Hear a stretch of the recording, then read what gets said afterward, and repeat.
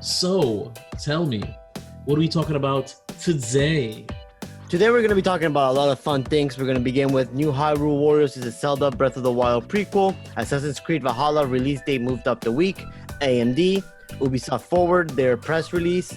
The Xbox coverage. A Cobra Kai Series Retrospective. I understand. Cobra Kai Season 3 release date, trailer, and Season 2 ending explained. Bill and Ted Face the Music movie review. Universal Orlando no longer social distancing on rides. The Boys Season 2 thus far. Dune official trailer. Question of the day. What is your favorite gaming handheld of all time? And we know what Vibes is. Wink, wink. Yeah, flashlight. All this and more on this week's episode. Stay tuned.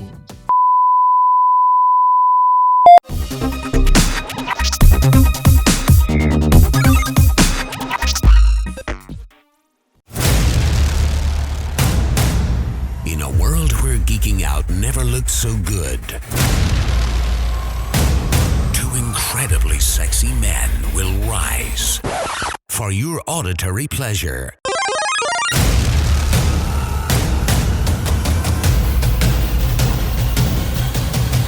Here's your hosts, keeping up with the Geek Bros. What's going on? I'm Juancho, and I'm today with... Wow, that was a mess. A vibe. Bros. And guest, there we go. And guest host, Man. Woo! We are the hosts of Keeping Up with the Geek Bros, a family podcast, allegedly.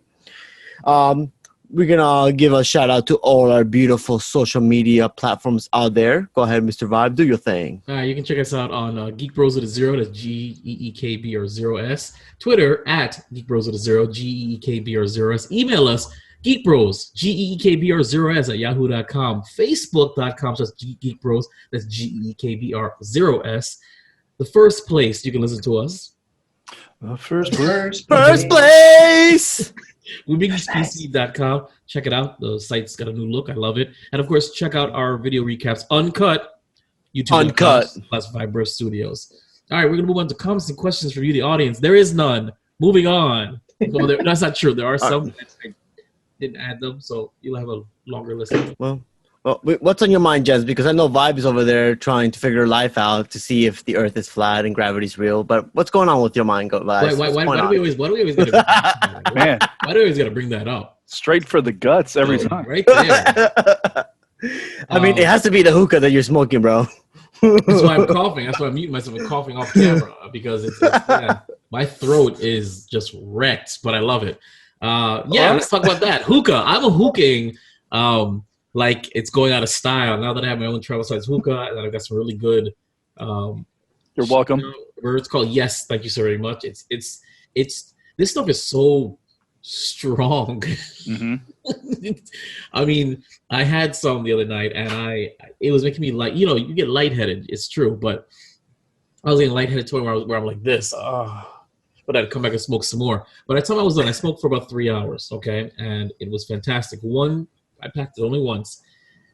When I stood up, it's kind of like how when you drink and when you stand up, you drink, you fall back down. Same thing. I stood up. I saw spots. I went right to the ground outside. I laid down on what is that? No, it's not concrete. What are those little bricks that are usually tiled up on the driveway? Tiles. Brick tiles. Anyway, bricks. Steppers. I laid out on the bricks 45 minutes outside. I couldn't get up. Was it the same laying down that you did in your birthday party when you first met JJ, that you were completely gone? Probably. I didn't pass out, but I was laying there and I was sweating profusely. Okay, so let me help you. Okay. Because you're a baby with hookah. Yeah. If you're getting lightheaded, you're doing it wrong. 100%. What do you mean? I thought that's you're inhaling way too fast. Like you're not getting high. It doesn't get you high. That's not how it works. Okay. Like hookah is just straight up tobacco with some scents and flavorings. Yeah, but whenever I did. But whenever I did hookah, I always got a little lightheaded, just a little euphoria. But if you're getting lightheaded enough where you're noticing it, oh crap, it shouldn't be giving you euphoria. It shouldn't really be giving you any of that. That just means you're either inhaling too much, or you're inhaling too fast. Okay, maybe it's too fast because I was on the floor for 45 minutes. Then I got up. Yeah, And no, I, and I, dead and ass. I Because it's just yeah, you're smoking a cigar through a water bong. It's yeah. not, it's Then not I going to don't get know. you there. So with that said, Yes. inhale a little slower, and smoke a little less on every pull. Okay. That way, it Okay. lasts you longer, and it's a more enjoyable experience. Oh, it was That's enjoyable. basically, I even enjoyed the laying on the brick tile, then laying an hour on my yeah. carpeted floor, and then I mean, you can laying. recreate that exact same feeling by taking a plastic bag, and inhaling into it, and exhaling into it, and inhaling. Because the reason you get lightheaded is Yeah. you displace the CO2. I mean, the oxygen in your body, and replaced it with, burning Right, but tobacco. after breathing enough regular oxygen, I mean, I would think I would have recovered faster than it took. It took me damn near 2 hours to feel normal again. Have you ever smoked cigarettes or cigars? No, never. Okay, so you got a two banger. You're smoking the hookah too fast, Mhm. and you're basically taking in a crazy amount of nicotine really quick. So I banged myself twice at Yeah, the same time. Man, yeah. that's hot. All right, well that's what I have to talk Well- about. Is I'm hookah crazy right now. It's the best. You're a Love fresh baby hookah man. And it's funny because I swear I would never do hookah alone, like drinking alone. I just thought it was sad and pathetic. But nope, I love it. Alone all the time. It's good. Dang, tell me how you really feel about me drinking alone. All right, but let's go ahead. You drink. Well, I don't mean like hardcore. Not having a sip, but I'm doing like 4, 5, 6 drinks by yourself. That's something. I think that's a cry for help. But if you're having a cocktail or two, that's fine. So I mean, how many drinks are you having, Juancho? I mean, pre-birthday, let's go half a bottle. But it's okay. We're not talking about me right now. Let's go, Okay. man. What's on your mind, my man? Today being September 11th, just remembering that day, because like a few weeks after that, that's when I found out that my son was conceived. So it was a very life-altering news aspect for me. But other than that, that's it. I finished up Cobra Kai. Did you watch it? Yep. Okay. Yes, good. finally. It's good Finally. to finally hear. Currently watching The Pretender now, and that's pretty much about it. Pretender. Ooh, Yeah. Ooh. Sorry, it's an old song.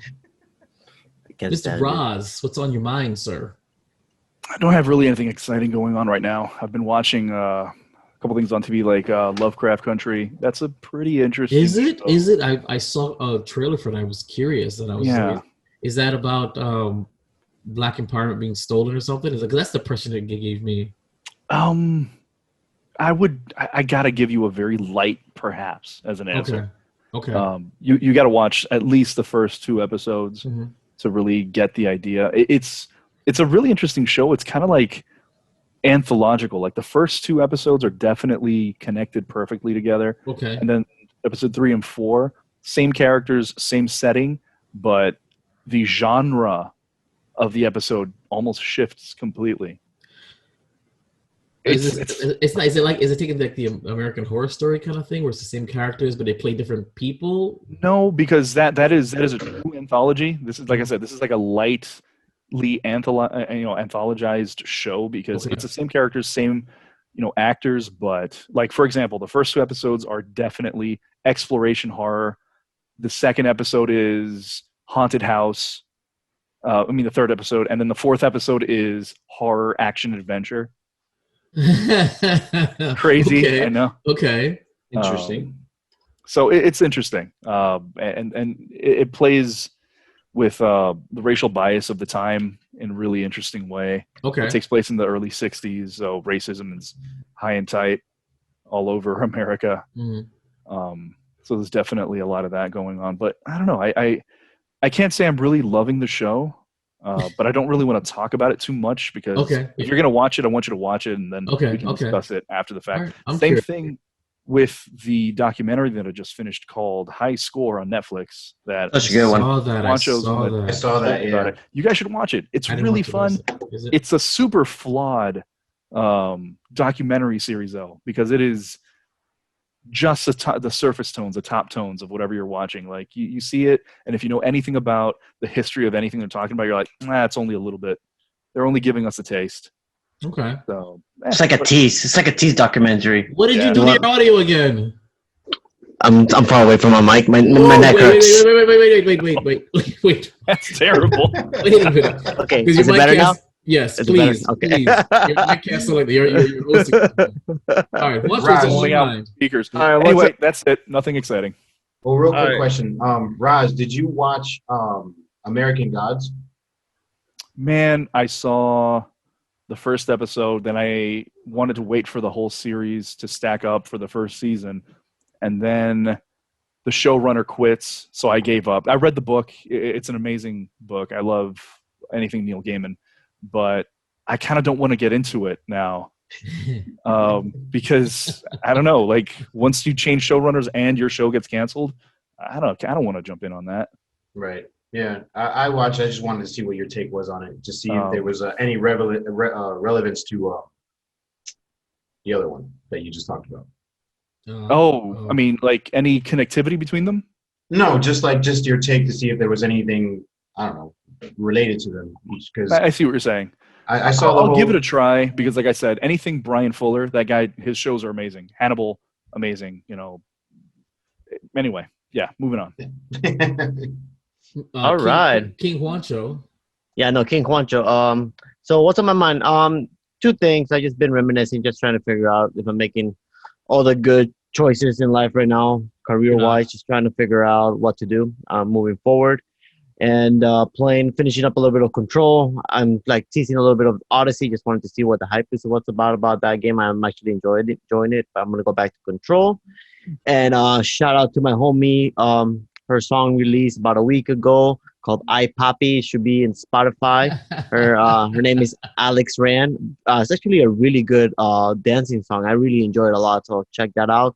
That's what's behind me in my background. It's "I Poppy." And then yeah, that's just pretty much it. That's what's going. That's pretty much all. So Vibe, tell me what's going on with the Geek Bros while we're at it. Nothing new. I besides what we released last week, nothing new has been recorded yet. I do intend to have a review or reaction from the Geek Bros from the Dune trailer. I'll get that out to you guys. But other than that, nothing new. I'm still working on a bunch of lost episodes for whenever I release our Patreon. I'm now basically teetering on between turning the Witcher review into a lost episode so I don't have to worry about the nonsense, or still editing it down to something manageable so YouTube won't rate me with content ID stuff. So other than that, nothing new. Hopefully I'll work on the Geek Bros extension to the Vibe Studios website. I haven't done much of anything with that for probably 6 months. You can go onto the Vibe Studios, vibestudios.com. You'll see just the splash page, but there's more to it than that I've done. I just haven't published it, so it's not ready. But that's about it for the Geek Bros. But stay tuned, more stuff. We got the podcast. We got some stuff coming along the line. If you guys have any requests, by all means, let us know, and I'll gather the crew and we'll film something with our cell phones or on the podcast. So that is that. So if this is your first time listening to our broadcast, then please take a moment to subscribe and leave a review on your favorite podcasting app. If you're watching us, don't forget to subscribe, comment, or share. YouTube has recently changed its algorithm to favor corporate channels, so independent productions like ours aren't being recommended. It's reducing our views and limiting our exposure to new audience. Without further ado, episode 107 starts now. The world as it exists today. Now, this is was placed here at the behest of Man, because it's funny, I didn't even think about it. He's like, he messages me on Facebook Messenger, and he goes, you know, it's 9/11. You don't think maybe we should talk about it? And I was like, oh shit, you're right. So today marks the 19th anniversary of September 11th attacks. The September 11th attacks were a series of 4 coordinated terrorist attacks by the Islamic State terrorist group Al-Qaeda against the United States on the morning of Tuesday, September 11, 2001. Number of deaths was 2,977. The perpetrator, of course, was Al-Qaeda. Type of attack was terrorism. Injuries non-fatal were about 25,000. And the targets were the World Trade Center. That was United Airlines 11 and United Airlines 175. The Pentagon attacked American Airlines 77. And then apparently the U.S. Capitol, they believed that was going to be the other target for United Airlines 93, which failed. So I'd love to take a moment of silence for that event. If you guys will just join me, and we will count to 5.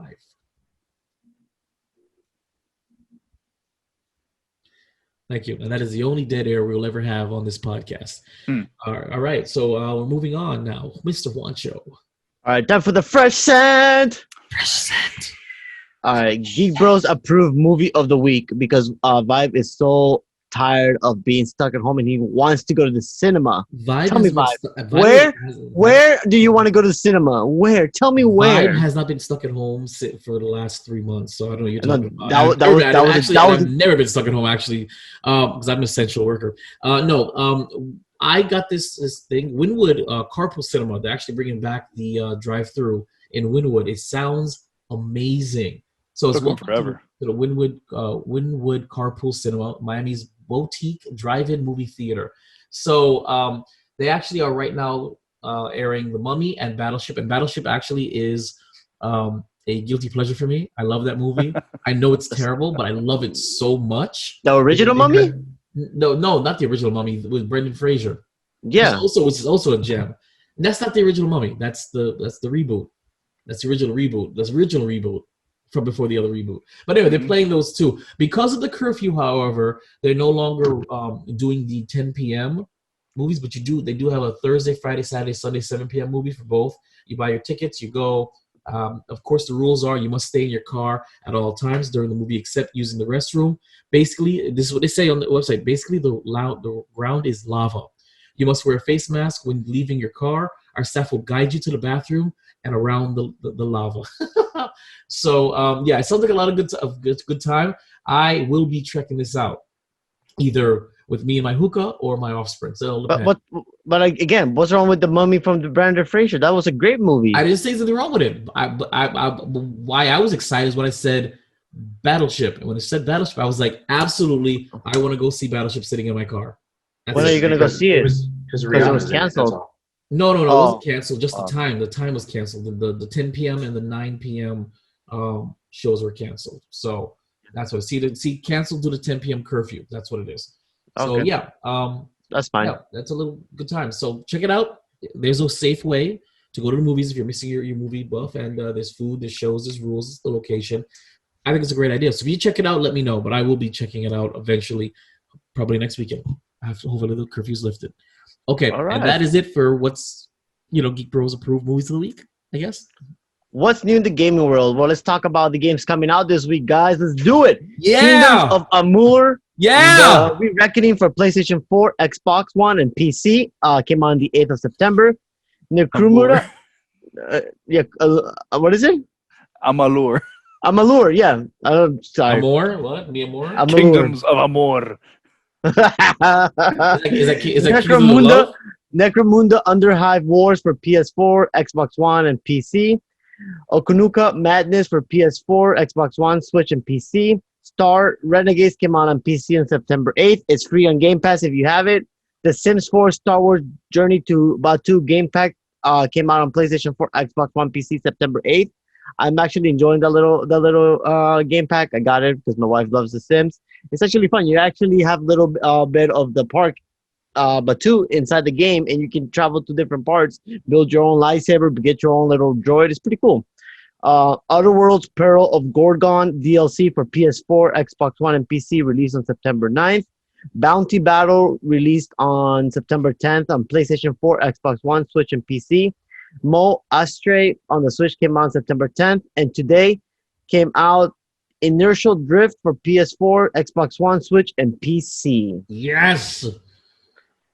Check your Game Pass. I know a few games got ported there recently this week. You got Resident Evil came out there, and other cool little things there. Just check it out if you guys got Game Pass. I love Game Pass. We're gonna move forward now to the new Hyrule Warriors Zelda Breath of the Wild prequel. I know that Vibe is digging this because he loves himself some new Hyrule Warriors. I do. I was going to report on this until Madman brought it up, so I'm going to give it to Madman because I want to make sure Madman speaks in this episode. Okay. No joke. I mean, I told you guys this, but when I was editing the last time he was on, and the one episode I missed, and every time he spoke up, I was like, "Oh yeah, Madman is there, right? Yeah, absolutely." So Yeah, so this article comes from Kotaku.com. Madman. So I also wanted to input. I have Game Pass now, guys. Just letting you guys know. Oh, snap. You should play some Darksiders. Good job. I finally veered to the dark Play side. We'll do it. Darksiders with me. I will. Let's do it. Okay. But let's get on to Zelda. Hey guys, guess what? We're getting a brand new Zelda game on November 20th for the Switch, but it's not what we thought. Crazy, huh? So it's Hyrule Warriors: Age of Calamity. Yes. It's going to be a prequel to the Breath of the Wild. Now, if you it's crazy, but whatever. If you've ever played Dynasty Warriors and Hyrule Warriors, and you're into the slashing and hack and slash RPG games, button mashing. This is the game for you. It also allows you to play as Link, as Zelda, and the 4 champions of Hyrule. I don't know about that. Who are the 4 champions? Method Man. Yeah. ODB. Redman, Jizza, and the Jizza. I love it. No, I love Hyrule Warriors. Actually, it's one of the few games that me and my oldest offspring played ritualistically. I mean, that's it. It was just all the time playing it together. It was a ritual for you too. Yeah, it was a ritual. Like literally every single second. Instagram. Now we're doing Darksiders, and but yeah, that game we couldn't stop playing. We wanted to win, and we wanted to clear everything. We wanted to get all our stuff. We wanted to level up everything. We were obsessed. So when this came out, of course, he comes over and says, "There's a new Hyrule Warriors coming out." I said, "I know." And I said, "We're getting it. So we need to beat Darksiders before we get this game." I can't wait. It's great. If anybody's played, again, you said Dynasty Warriors, or my just touches my heart, Dynasty Warriors Gundam. Oh, Dynasty Warriors Gundam. Please port those things to the. They never will. You know they never will. Those games those are just too good. They were near and dear to my heart. I would love, or at least give me the opportunity to play them, even at the old whatever. I just want to be able to download them and play them on my new stuff, because I can only play them on PS3 and PS2, and that's it. And I don't want to bust those out just for some. Don't you wish your PS4 was backwards compatible? Yes, I do. Yes, I do. Or Ross is like, damn. But yeah, it's a great game. There's a story, yes, but again, if all you like to do is run around and just hack and slash and button mash, this is the game for you. Play it, because I'll be playing it. Thank you very much. Definitely, I'm definitely gonna. I never played Hyrule Warriors or Dynasty Warriors, but I definitely want to jump on Hyrule Warriors now. Having seen the video. There's a Dynasty Warriors. There's like 2 or 3 Dynasty Warrior games on Game Pass. What? No, there isn't. Yeah. I think it's like Warriors Orochi, I think. I haven't seen them. If I knew that, I'd be downloading and playing. Hold up. Right now. Talk amongst yourselves. I'll double check for you. Okay. So Assassin's Creed Valhalla release dates moved up. Yes. Now, I brought that up because I know you guys like Assassin's Creed. So but I put. Oh yeah, I forgot. You've been MIA. Yeah, but yeah, there was an announcement. I think during the beginning of the week that Ubisoft will be releasing their game same week that the Xbox is going to be released. Mm-hmm. So that is actually good news for those who wanted the next gen console. I know they're not going to have first party games, but this third party game looks promising and it speaks well. I mean, I'm excited for it. I'm going to get it for the PC since I got it for free when I upgraded when I bought my AMD CPU. So I'm looking forward to it. Not bragging. I mean, not bragging, but just saying it looks pretty cool. It's gonna play at 60 frame rates per second and 4K on the Xbox Series X. I don't know much about it. Doesn't talk anything about the PS5 in this article from Kotaku. Just saying Xbox. So it looks fun. It looks like a fun game. I'm excited that they're moving it up a week. I wonder how many third-party developers are going to start moving their games up. If they're able to move their games up a week before their scheduled release date. So that looks promising. So that's pretty much it. That's all I have to report on that. I like it. Juancho, all up in your face. Want you all up in your face. All right, so we're going to be talking AMD today.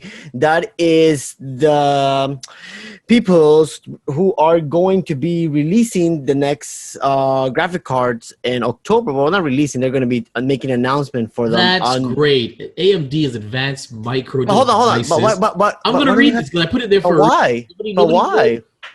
For those who don't know what AMD is, like me. Hold on. Time out. But they're getting new consoles. Old consoles, they know what AMD is. I mean, go ahead, explain what AMD is. No, I was gonna read it, but if you want to explain, why don't you explain it since you know? We have to assume that some of our audience aren't that tech savvy, and so they would appreciate knowing. Well, what is AMD? Why should I care? No, they make computer components. Okay, that's great. Make it Carry on. All right. We got an announcement this week. This is coming from AMD's Twitter at AMD. A new era of leadership performance across computing and graphics is coming. The journey begins on October 8th. Starting October 8th, they're going to make an announcement for their Zen 3. October 28th, they're going to be making an announcement for the RDNA 2. Those are the next components, the next series of components AMD is going to ditch out. Now, my focus is more on the RDNA 2 because it's going to go head-to-head with the NVIDIA graphic card. I know we spoke about that last week. There's not much that I have here to break down what the RDNA 2, but I don't know. It feels like they're coming late to the party now. I mean, I hope that they come in with packing punches, but we just gotta wait until October to see what they have to offer. It's gonna be about maybe about 5 weeks from now. So, what do you guys think? I know, Ross. What do you think about that announcement coming so late in the year? I mean, it's not so much that it's coming late in the year. It's that NVIDIA jumped the gun because they wanted to get ahead of the console releases. I don't know. I don't know if AMD is going to have the power to go head-to-head with NVIDIA now, especially because the 3000 series has been priced so low. Like, you can get a 3070 for, $500 now? Yeah. Which is ridiculously cheap. An equivalent card last generation was $800. Mm-hmm. So, usually AMD's power is they have graphics performance to price ratio being very low. So you can buy a cheaper AMD card and get really good performance versus paying a lot of money for an NVIDIA card and getting excellent performance. So now you can pay a little money for an NVIDIA and get great performance. So the competition is going to be pretty fierce. We'll see if AMD can come out swinging. They have both consoles in the bag already because both consoles, the PlayStation 5 and the Xbox, both use AMD, all-in-one chips. So the system on a chip was built by them. So we know ostensibly that they have good performance. Yeah. Do you think that they're hoping for the market to not be able to keep up with the demand of the NVIDIA cards and for people to actually go with AMD's graphic cards since they're going to probably be harder to get? Man, I don't know. That's really never been AMD's business plan. Their business plan has always been undercut the competition, and that'll bring the customers. NVIDIA for sure is not going to be able to supply enough cards to meet the demand. Nobody is. So yeah, maybe that's going to be how AMD picks up the slack now.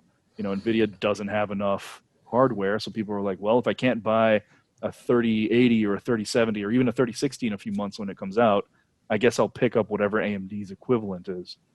Pretty much. I am excited for to see what the Zen 3 architecture is going to be looking like in October 8th. Their press conference at 12 p.m. That is the CPU. That is the 4th generation AMD Ryzen CPU, 4th gen. I'm excited to look at it. Ever since when I started building my PC, learning about the components, the CPU is one of my favorite components. You built a PC? So much. Yeah. Oh, I didn't know that.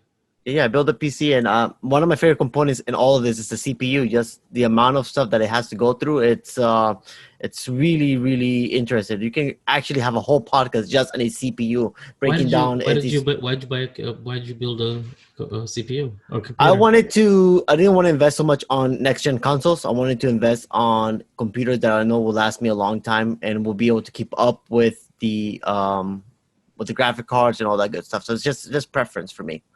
So just PC and my Switch will probably be it. I may get the PS5 just for the exclusives unless they end up coming to the PC, but that was my choice on that. It looks pretty cool. You know, on the topic of CPUs, AMD, on the other hand, their CPUs have been kicking ass. Like, Intel has been playing catch up for about 2 years now, especially ever since they released Threadripper 2 years ago. Intel has nothing that can compare to AMD, especially for price to power. So at least on that front, they're dominating the market. Yeah. And that's why I went before. I was comparing. I was actually going to get the Intel 9. That was my first choice. And then I did a little bit more research, and I was talking to different people. They're like, "What are you doing? Why are you buying such a low performance part? Why don't you get an AMD?" And I was never an AMD fan. This goes before AMD was actually good. AMD during my time, where I started getting into computers, weren't what they're used to today in performance. They had a lot of hiccups. So for that reason, I went with the 29. Was it 3900? Yeah, sorry, probably 39. Yeah, 3900 Ryzen 7. If I'm not mistaken. You're mistaken. Yeah, Ryzen 9. Can't see it. Whatever it was you showed, we didn't see. Oh, right yeah, there you go. I love Ryzen. So that's that with that. All right, guys, let's continue forward in announcements and everything like that. Ubisoft Forward happened yesterday on my birthday. I want to be very clear. He didn't write forward. He wrote Ubisoft Forward. And that's I don't care. And that's what I care because I didn't know if that meant forward or if that was like the name. Left it there. You didn't. So Ubisoft Forward. Ubisoft Forward event happened yesterday, and automatically Raz came in and stabbed my childhood away with its release. Did he show you the KFC? He showed you the KFC pyramid picture? No, the Prince of Persia, The Sands of Time is getting a modern remake. I talked about it, and he's like, "Don't be too excited." I'm like, "Oh, it looks like shit." So I was actually looking at this. Why? My question as we move forward, why did Ubisoft decide to make a remake for next year release date for the Xbox One, PS4, and PC? Where's the next gen consoles? Now, I know that the current gen consoles these graphics don't look they look horrible. But when I was looking at the titles and they were rolling out the demos and the gameplay, it said alpha on the bottom of their games. So will they go back and try to fix this? Because it looks I don't know, it doesn't look good. No. You don't think so? You think they're just gonna release it like that? A remake. Throw it out there. Yes. For people like me who reminisce in the past, just gonna buy it. Yes, absolutely. The same way Nintendo's releasing the 35th anniversary Mario collection. 3D Mario. Like, oh yes, Nintendo, give me all that bullshit. You're still gonna pay $60 for 3 games that have not been up-res, that have not been touched up in any way. So the fact that for a limited time is putting in the minimum effort on this, you should be thrilled. But here's a good thing: it's my new studio actually located in India, so I know the story is more of an Asian in the continent. Sorry. It's done in India, so it's pretty good. It looks good. It looks amazing. I'm excited to see what the studio can do. Hopefully, they can pull it off, and then we go from there. No, you don't think so? Do you think they're gonna crash and burn? Yes. Okay. All right. As we continue on the crashing and burn, hopefully we'll be able to get some air after this. Hold on. Fun fact. I absolutely love A Prince of Persia: The Sands of Times. The movie. Same. I loved that movie, and that chick was so slamming hot in it, and I loved her accent. I loved looking at her. You like that movie or the game? Because you barely play any games. Oh, okay. Yeah. Okay. I like the movie adaptation. I thought it was great. Yeah, bro. I thought it's another one of those guilty pleasures of mine. I'll watch that over and over again for her. And I think Jake Gyllenhaal was so charming in that movie. In my opinion, I liked him. So they could have cast a guy that wasn't a white dude. I agree. Persia. I agree. I mean, it was terrible. It was terrible, but I thought he was very charming. I liked him a lot. It's the only role I can think of. Like, I like that guy. You know, I like it when I forget that the actor is playing the character. So I forget that's Jake Gyllenhaal because it's just I like it. I could lie. Yeah. Sorry. Carry on. I respect that. So who's ready for a next type of Nintendo's Legends of Zelda Breath of the Wild type of art style gameplay? Well, Ubisoft will be releasing their Immortals Phoenix Rising. They released some gameplay. It looks very similar to the Legend of Zelda Breath of the Wild art style. It looks very comically, very color puppy, very, very smooth colors in the game. Puppy. So I'm really impressed with this. We'll be out on December 3rd on the Switch, Xbox One, PlayStation 4, PC, and Stadia. They did announce the Stadia will be getting a demo of the game soon. So Stadia. Stadia? What is that? What? Can you spell that? Use that in a sentence. Yeah. Yeah, please. Stadia doesn't mean anything anymore, but they continue to make them. Okay. Isn't a Stadia where like people play like sports ball or something? Pretty much. Maybe they can use some of those servers that Stadia's using for actually good purposes instead of actually there. But it's not my business. I didn't buy one, so none of my business. But yeah, that was fun. So check that out. The next thing that they announced towards the end, which I'm like, but then I'm like, this might be interesting. Riders Republic. Did any of you see any advertisement on that? Riders Republic? No? Well, it's basically an open world, do whatever you want, sports game. You can either mountain climb, bike, sky. Yeah. Similar to the game Steep to that, but it's really, you can do wherever you want. You can have somebody bike next to you, just snowboarding next to them on the snow. So it's really, really, really fun. It has about 50 components. You can race with 50 people at once, going down the hill, type of like battle royale. You can push people out of the way with your bike. Looks fun. Comes out on February 25th on 2021 for the PS4, PlayStation 5, Xbox One, Xbox Series X and S, Google Stadia, and PC. So, sorry, every time you say Stadia, I start cracking up. But here you have to give them some. Ubisoft actually has the majority of the licensed games are coming to Stadia, so we just got to deal with it. Yeah.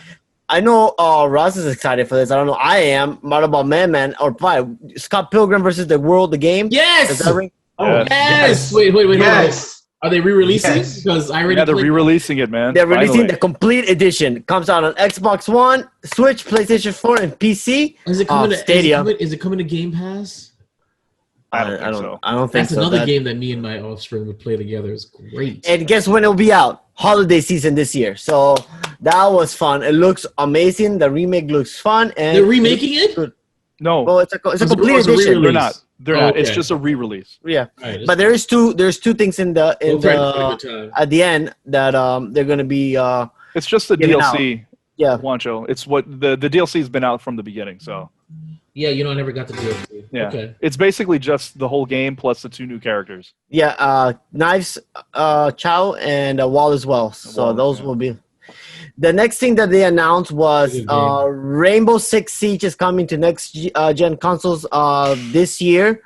They are going to start doing Rainbow Six Siege World Cup competition and a new season and the content based around Splinter Cell Sam Fisher. So Fuck them. that's what they're going to be doing. Fuck them. I'll say it again.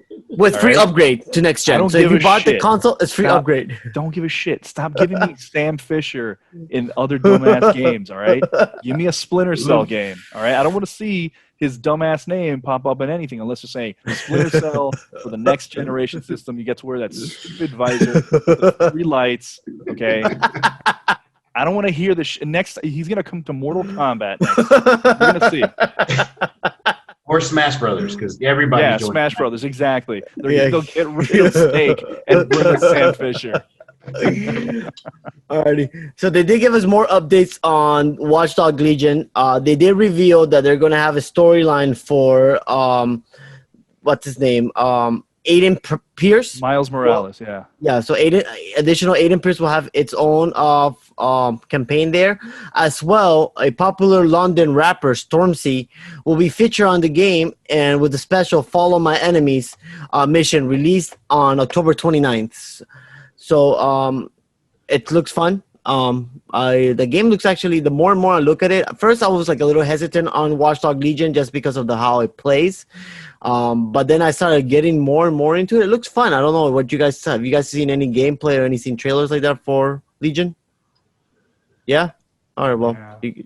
you don't look that interested in it. The first 2 games were like kind of a letdown. So Yeah. Oh, did you play them?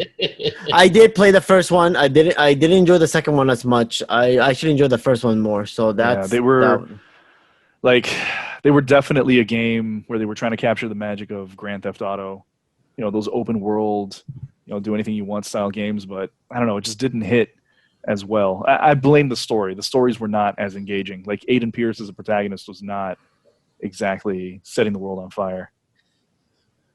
Yeah, well, there you go. That's there's a reason it bombed both of those games. So we'll see what happens if they're able to get up on that.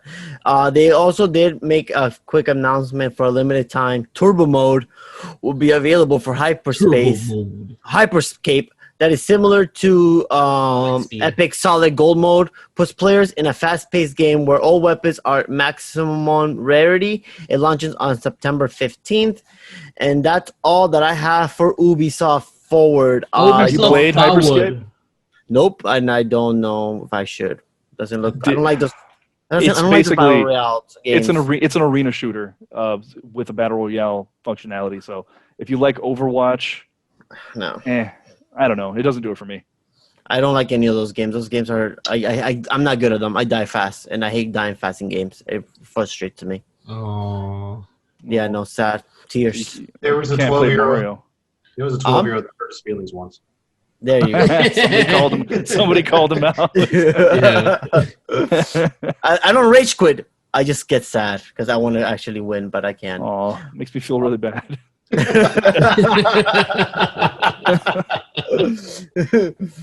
All right, Roz, go ahead and talk to us about the Xbox coverage. Roz presents Pixels and Politics. Can you at least read the thing? I have you guys on full screen mode. I want to look at you guys all in my screen. Got you. So, on Tuesday of this week, at around 2 a.m, Microsoft announced the new Xbox Series S. And that's pretty crazy for them to do that early in the morning, but that's because just the day before, this, I guess you could say, news professional leaker named Thoreau was leaking information on the new Xbox. So this is, again, pretty big news. The Series S is announced. That's the smaller form factor, slightly weaker version of the Series X, the next gen.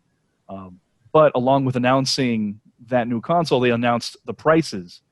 So you can pick up a new console now for $300.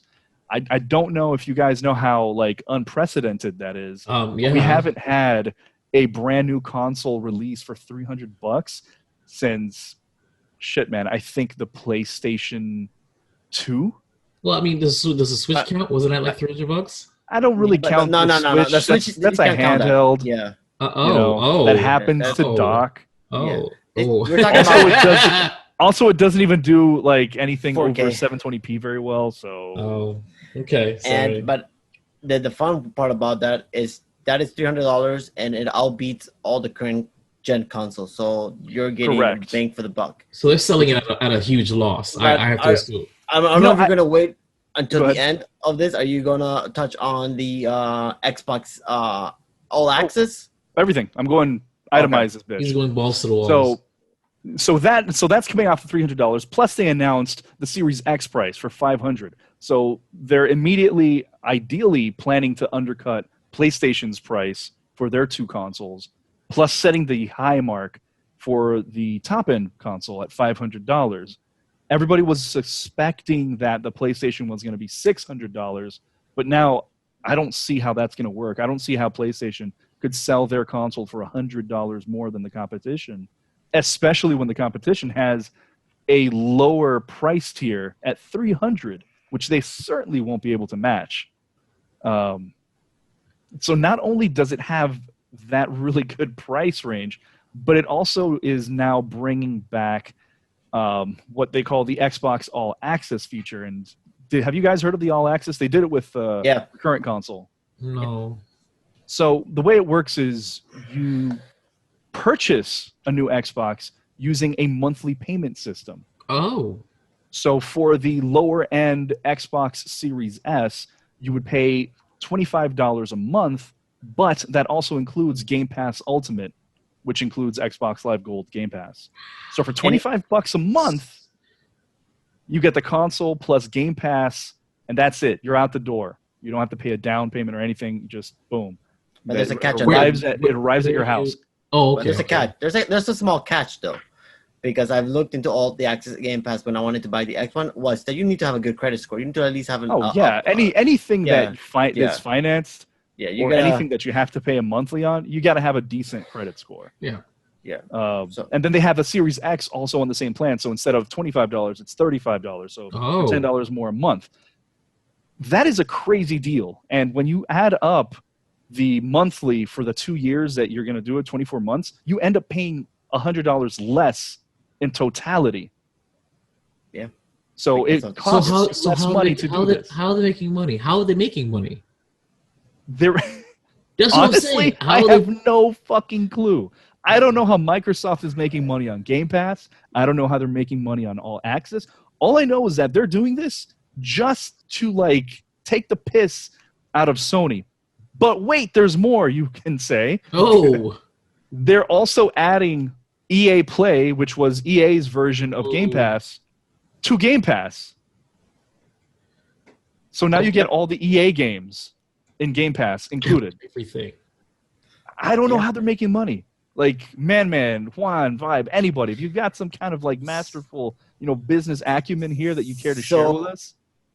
Basically, let's start with the All Access Game Pass. When when you get how do I explain this? They are making money on all the Access Game Pass. No, they're playing the long game, aren't they? Yeah, that's my theory. They're playing the long game. So you pay off your thing, but you're still gonna stick with it, and after that, it's just gravy. It's extra. Playing the long game.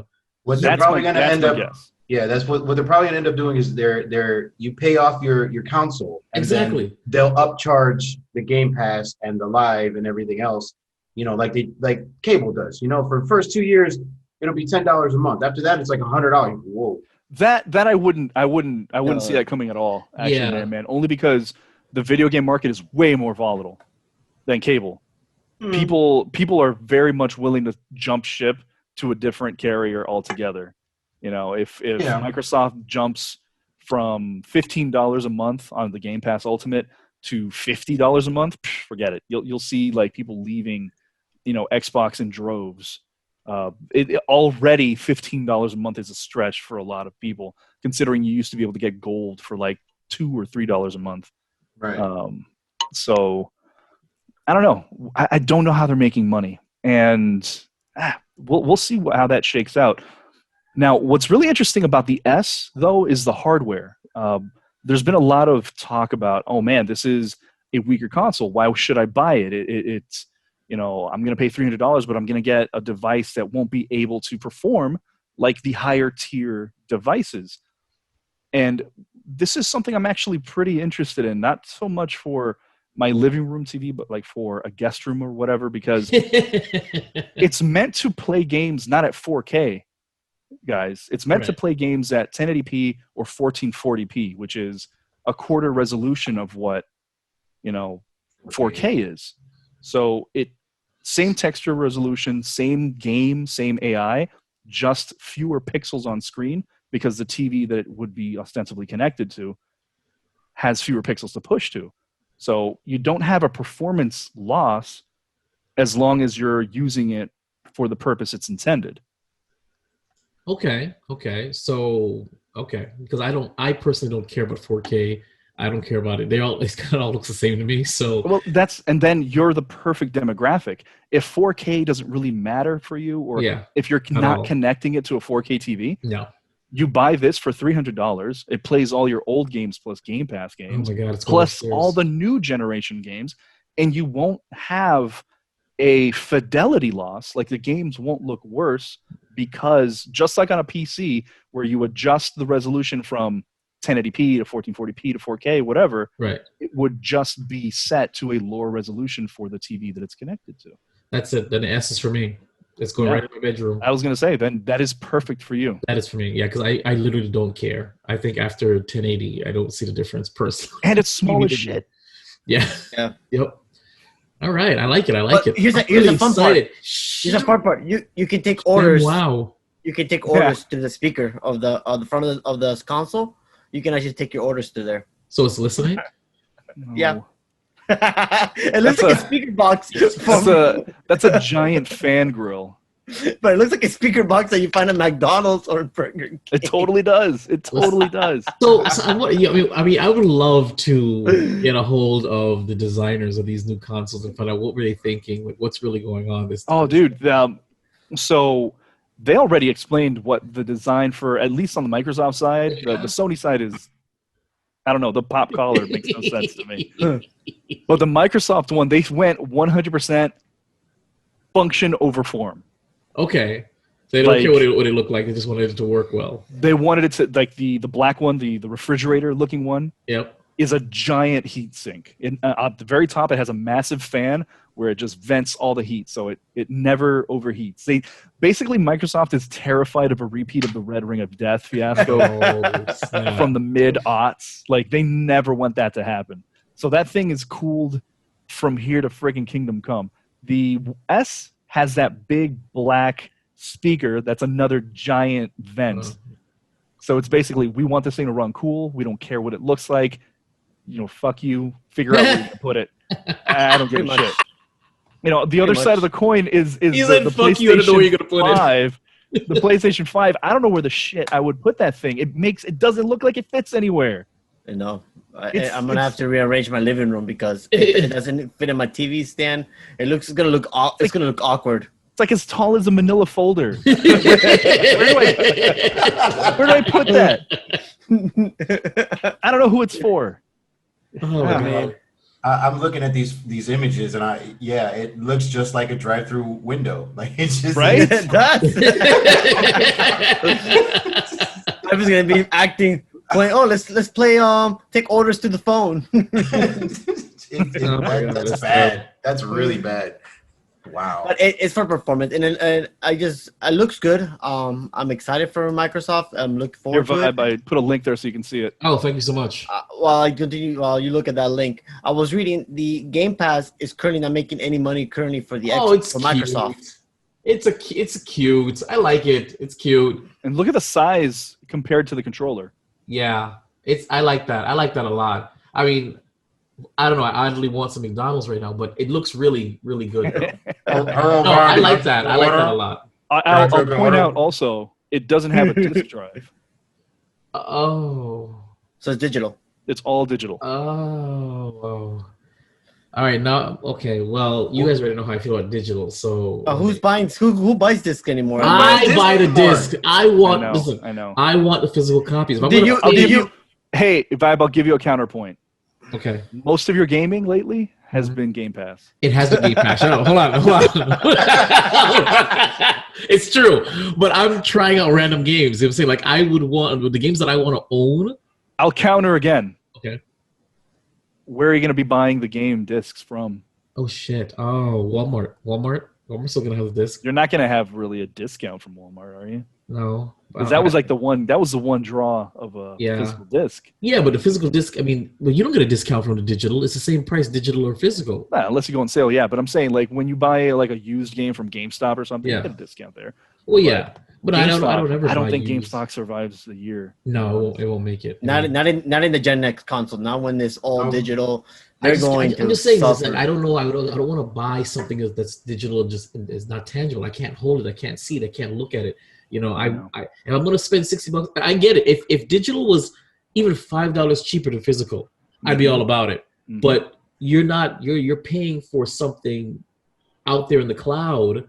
I actually agree with you on that. And it drives me nuts. I think there should be some kind, because you're I don't know how much, Roz, how much does it really cost? How much does it add to the production cost to make a physical? Yes. So to press a Blu-ray is $5.70 something cents.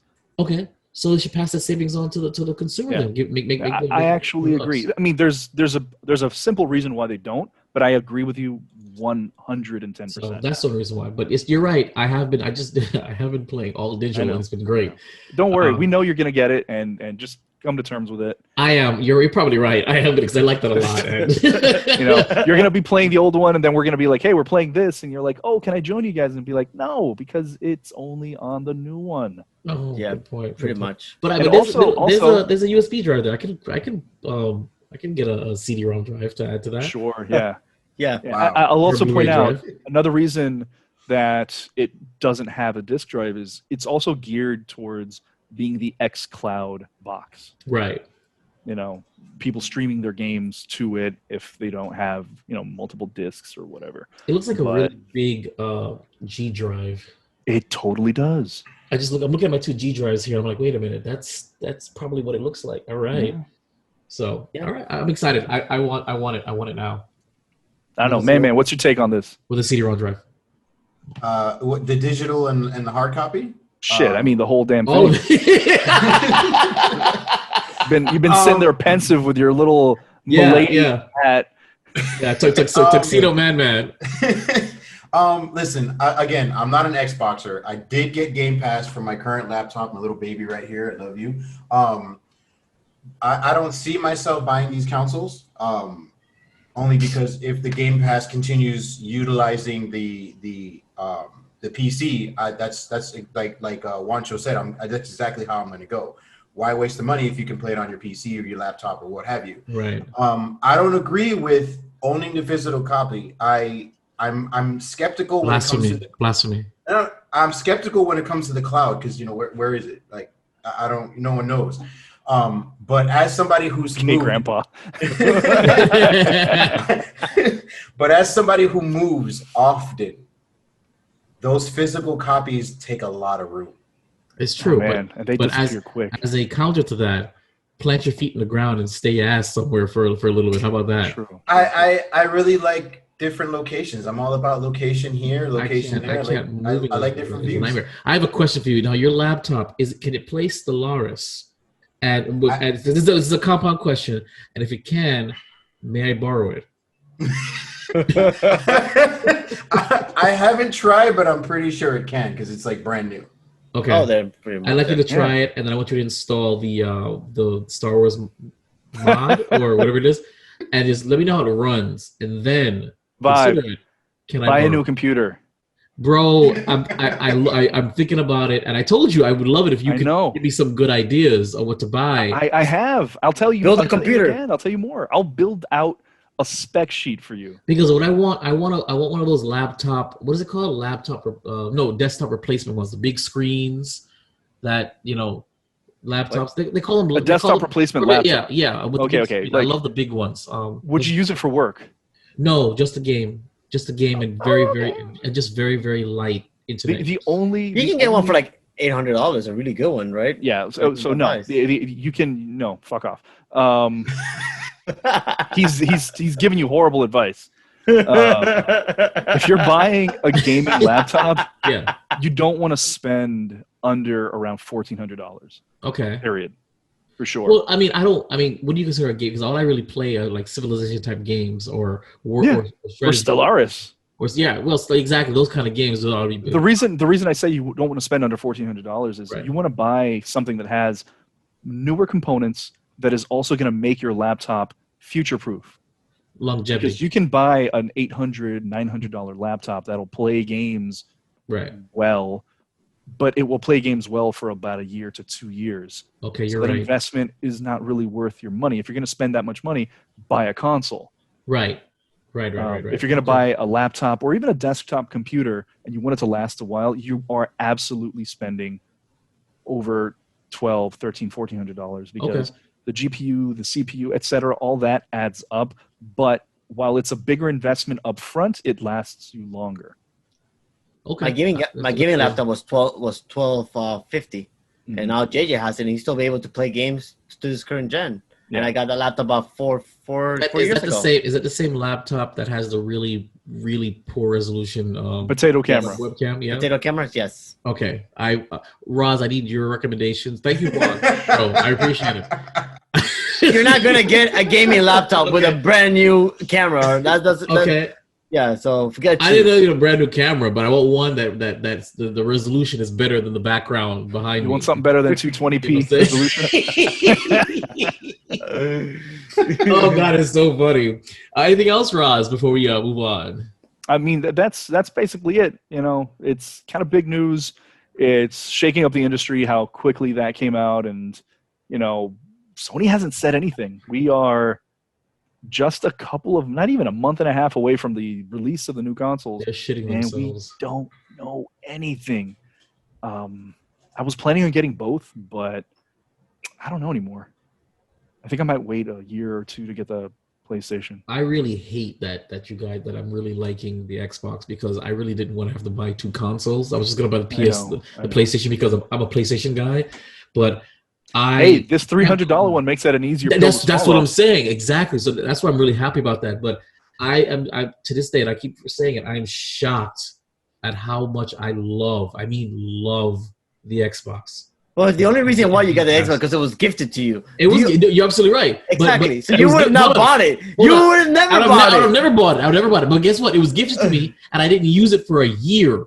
I know. You guys had to peer pressure me into using it. That's how much I was against the Xbox. I didn't care. I didn't like the controller looked. I didn't like the way fanboy. You know what I'm saying? But then I started playing with you guys. I started playing on my own, and then near the bottom, and that was it. It was over.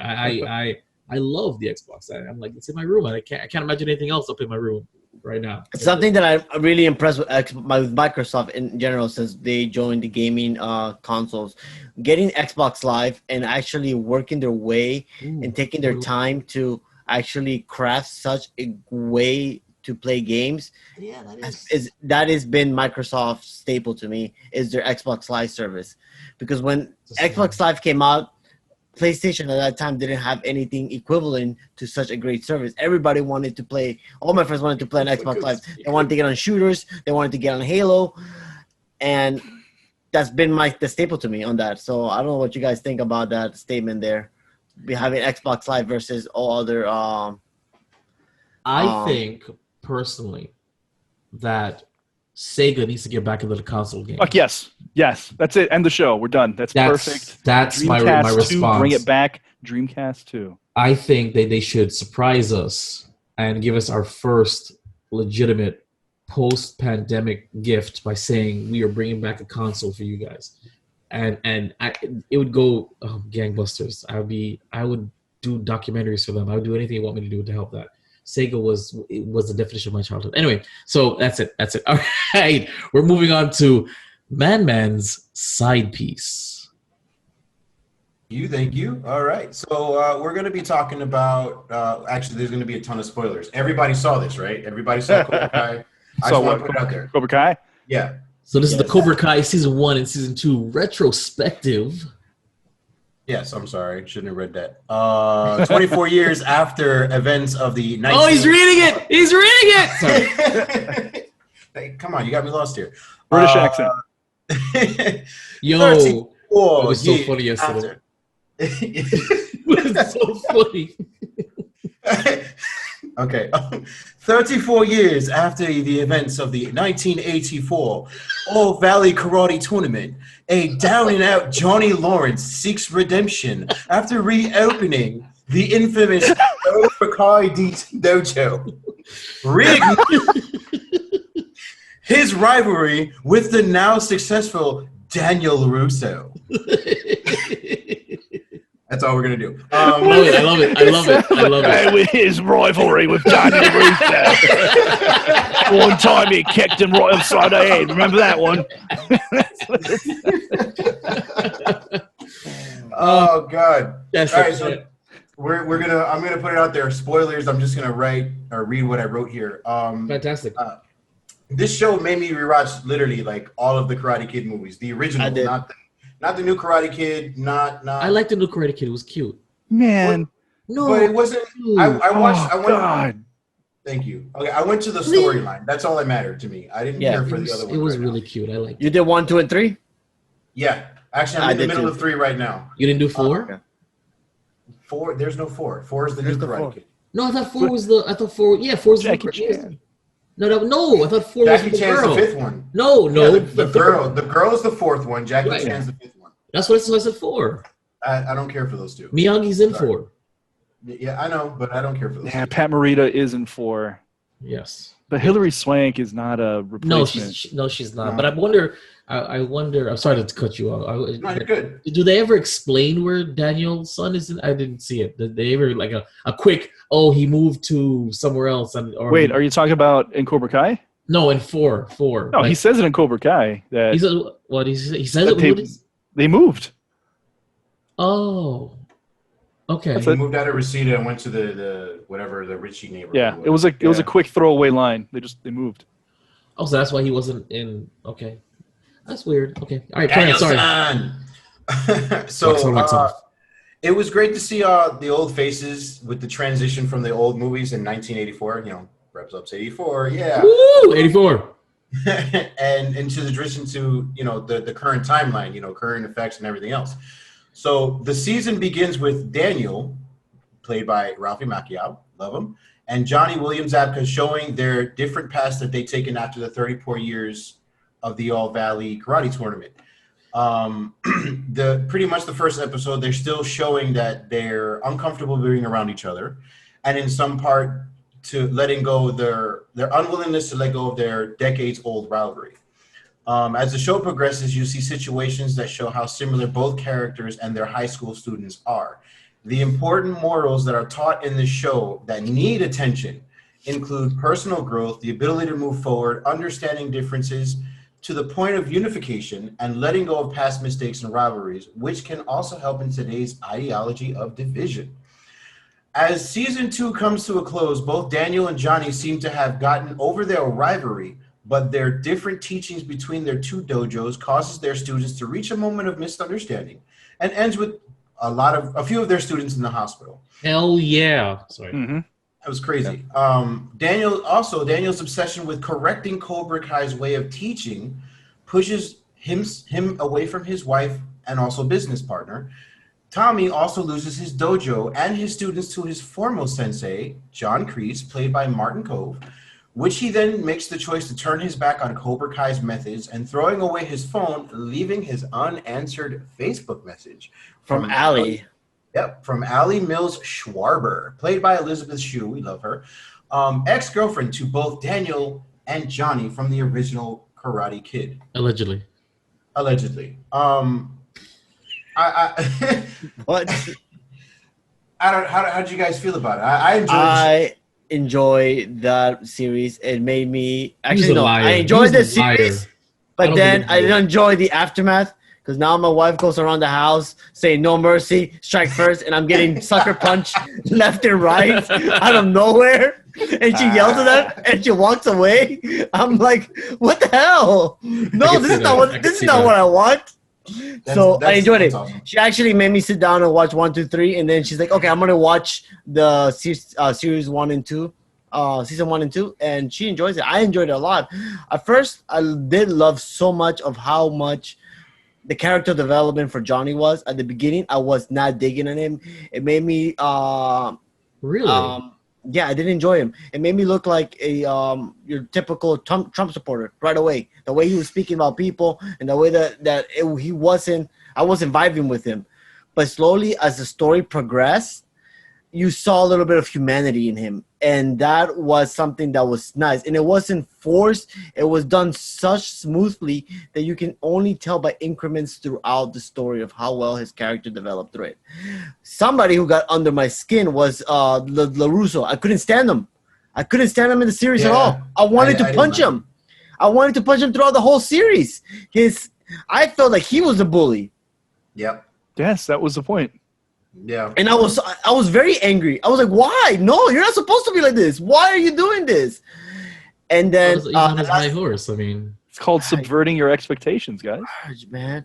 But then the last episode, actually, that last scene when he's at the beach and he just leaves the car there running with the keys. He threw the keys away and he just walks away.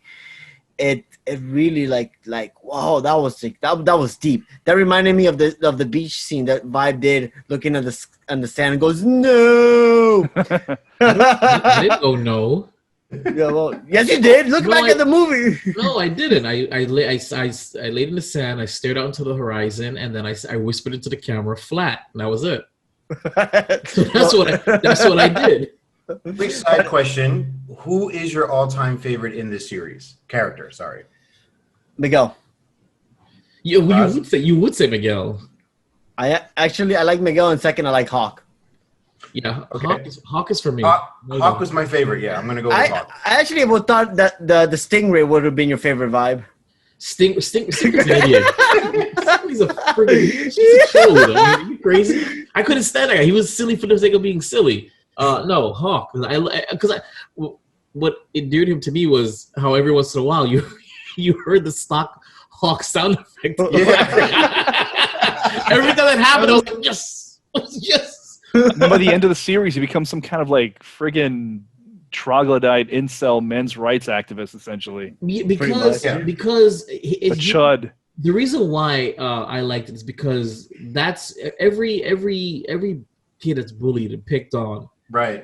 Has two paths. They can become that toxic and destructive, or they can rise above it and put their life. Again, I was bullied a lot in junior high school, and so when I went to high school, I can see that happening. Yeah, kiss my ass. So when I went to high school, I said, okay, well, I can take all those names that I was called, put a positive spin, and remake myself in high school. Or I could be bitter and angry and start wearing black and be like, fuck the world. I chose former. But did you buy a Nintendo to join the group since you were such of a Sega person and there was not much of a Sega friends that you had? There was plenty of. How do you know I didn't have? What the hell are you talking about?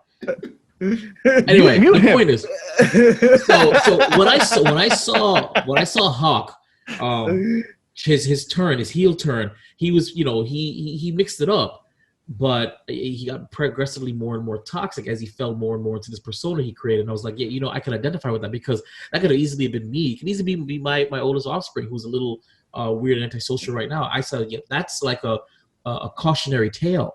So that's why I identify with Hawk and I liked Hawk. So, yep. Yeah, well, Miguel was the story. Well, the rivalry between Hawk and his friend. I forgot his friend's name already. Yes. Sorry, I'm a Nintendo. Give me the hat. I would say let me borrow it, but give it to me. I want that hat. I never owned a Sega. I only know Nintendo products growing up. No wonder your opinions don't matter. Oh. I like it. That's fire. I'm sorry that the plumber does it better than a hedgehog does. Oh. He knows how to. No. Yeah. That's your call, I guess. So that rivalry was nice.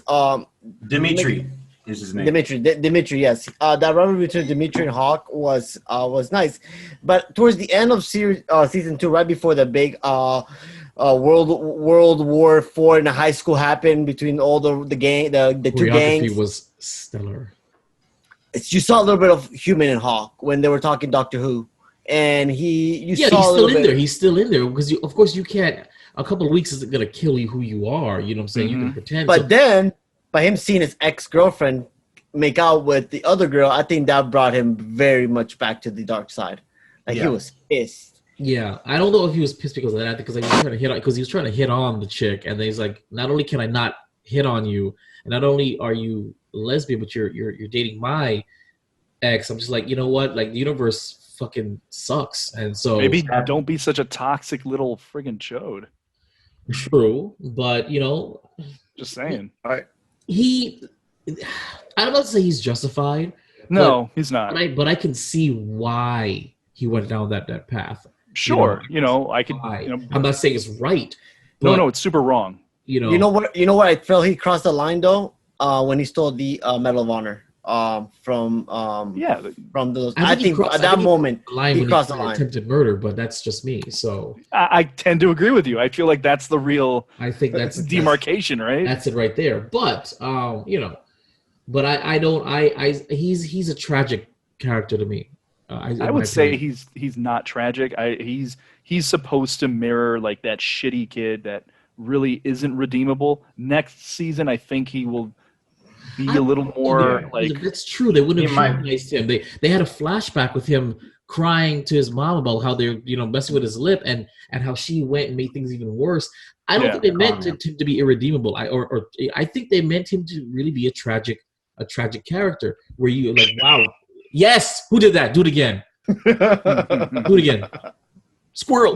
No, that hurt my. Oh, sorry. Now that got me excited for a minute. But the reason I say irredeemable is it's specifically with like where we're at with people like him today. Yes. Where like kids like him, like that really toxic, nearly, he's like on the verge of being a woman hating, incel at this point. Yeah, absolutely. Like that's the type of kid that goes out and does a school shooting. That's what makes him almost irredeemable. I didn't say fully. Right. I said he's on the verge of being so toxic that I just don't give a shit about him. But on the other side of that coin, somebody who is a toxic character that was redeemed to a point is fucking Johnny. I feel like the character who the show is about, Johnny Lawrence, man. Absolutely. Absolutely. I love like seeing how like his meteoric rise and tragic downfall from high school to now, how his life is nothing, how he's accomplished nothing in life, how he feels like. And it's funny about that. It's originally when his name William Zabka. Yeah, William Zabka. William Zabka. When he got the script, it was hashtag not my Johnny. Because he actually, I listened to an interview, he said that that's not where he saw his character stuck, where he peaked in high school, stuck in the past. He thought that when he said, LaRusso, you're not that bad, at the end of Karate Kid 1, that was his redemption. He was going to move forward. So he was actually not on board. Not thrilled, first. And but he, he did the opposite. Well, I don't say he did the opposite. He did the Mark Hamill route, and except he's really proud of it and pushed through with it and saw his character through. So I found it to be absolutely shocking when I said, wow, you did not agree. It was hashtag not my Johnny. Wow. So could you imagine him saying the same thing? Well, I'm not playing Johnny, I'm playing Lonnie, and that's how I'm getting through this production. But no, he made it his own, and he really, oh my God. It worked great. His character's so compelling. Really did. I really did. And I also like seeing, freaking LaRusso's character become like that shitty, elitist. But it's become. He was in the beginning. Episode 1, I said, oh my God, they're flipping the script. They're going to make Johnny the protagonist, and they're going to make LaRusso the antagonist. I knew it right. That's what I felt. He was so pompous. He was so arrogant. And he was like, look at me, and you're looking great, Like I was like, but it's not just that surface level. There's depth to the characters. Yeah, it's just really surprising. I hope Netflix can keep it going well. Well, I know season 3 has nothing to do with Netflix. That was already pre-done. So at least season 3 is still going to be the same ball. Anything beyond that, but Netflix has all the money. So could you imagine with a budget? Well, Netflix really won't increase the budget. So the way these shows work, right? And I was telling Juancho about this earlier this week. Sony produced this show. It's on Sony's dime completely. Oh, okay. A lot of these shows are produced by production companies, and then they shop them out to vendors. They'll say, YouTube, Netflix, Hulu, whoever, do you want to buy this? It will cost this much money. Right. They say yes. Let's use a round number. The show costs $10 million to make, right? Then Netflix or YouTube buys it for $12 million. That means that next season, Sony says, hey, we sold it for this much money. We can probably produce this next season for more money. So we'll produce the next season for $13 million. Right. And then before they start the production, they say, hey, YouTube, are you going to buy season 2? We want to sell it for $15 million. Right. They'll say, yes. Okay, cool. We'll produce it for, 13. Season 3, same thing. Right. They produced it, but YouTube decided not to renew the contract. So they still produced it for whatever, $15 million. Right. But then Netflix says, all right, we'll pick it up for 20. Boom, we'll move on from there. So we'll see if Netflix wants to pay however much Sony is producing the series for on season 4. And I really hope, unless season 3 sucks, I really hope it which I don't think that's even possible. Oh God, don't jinx it. Like, let's not be hopeful. Okay. Well, here and this transverses into the next thing that I had to say. There's no release date yet. 2021. 2021 is the year that they're pushing, but there's no date. They're not going to wait. It's going to be early 2021. They can't believe the hype is there. You have to build the hype. Yeah, you're right. They got to buy it. Yeah. There's a teaser trailer on Netflix, and even though that's COVID, not a teaser trailer. That's like it's chopped up between of everything else. Even though COVID-19 halted everything else, mostly ongoing movie and TV productions, this was already pre-done. Yeah, they were already there. It's on the shelf. Production. So we're just waiting for them to finally finish out their little touches, and then we'll get it done. I think Vibe is right. I think they're going to wait right at the moment where everybody's like, I guess they're not going to release it. Yeah. And then bam! Boom. Yeah. Here we go.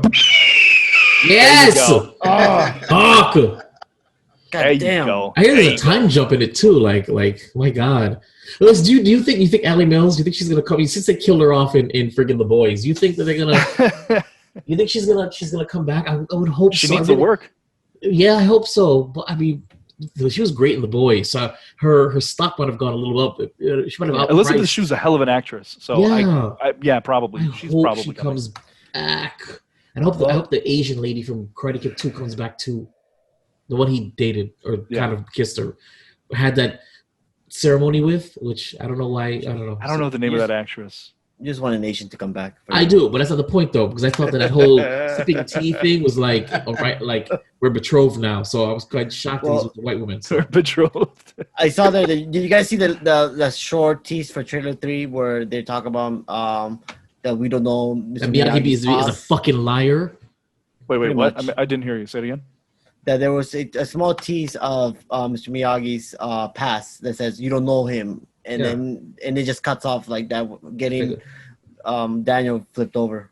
They're going to deconstruct Miyagi's past, and they're going to make him a more complex, not so righteous character. He's not going to be that whole. He's not going to be white. He's going to be more gray. I don't know. I'm just throwing that out there. I hope they don't. I hope they leave his character alone. Yeah, leave him as a hero. Yeah, please do. Please don't taint it. He's great. He's good at what he does. He's the beacon. Her name is Tamlin Tomita, and her character's name was Kumito. Yes, and she was so cute in that movie. I don't know what she looks like now, but she was very cute in that movie. Before I had an Asian fetish, I liked her. That's where it started. I don't think it's not for you. It started with Asian. It started with animes. It's stupid anime. That's all it was. I told you, once I saw Tenchi Muyo and I met Ayeka for the first time, I said, I want me one of her. Now, please and thank you. Tamlin Morita? Hmm? Yeah, Tamlin Morita. I know who she is. Like personally? No. Did you guys watch Picard? Yes. She's Commander O. No. Yes. No. That's Tamlin Morita. No. For sure. No. No. Yeah. No. Wait. Hey, let's bet some money. Let's put some money down this. Okay, let me. No, but you already looked it up. That's why. I didn't look it up. I haven't looked it up. I'll look it up right now. Hold on. All right, place your bets. I'm looking it up right now. Go ahead, gentlemen. $20 is not her.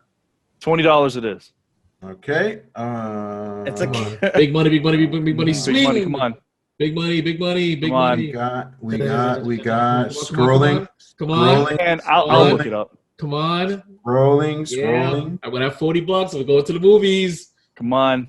Win me my money. Come on. It's gonna pay me. She's been in a lot. Holy crap. I'm sorry. Okay. Scrolling. What are you on IMDb? All right. Okay. Yes, she is Commander O.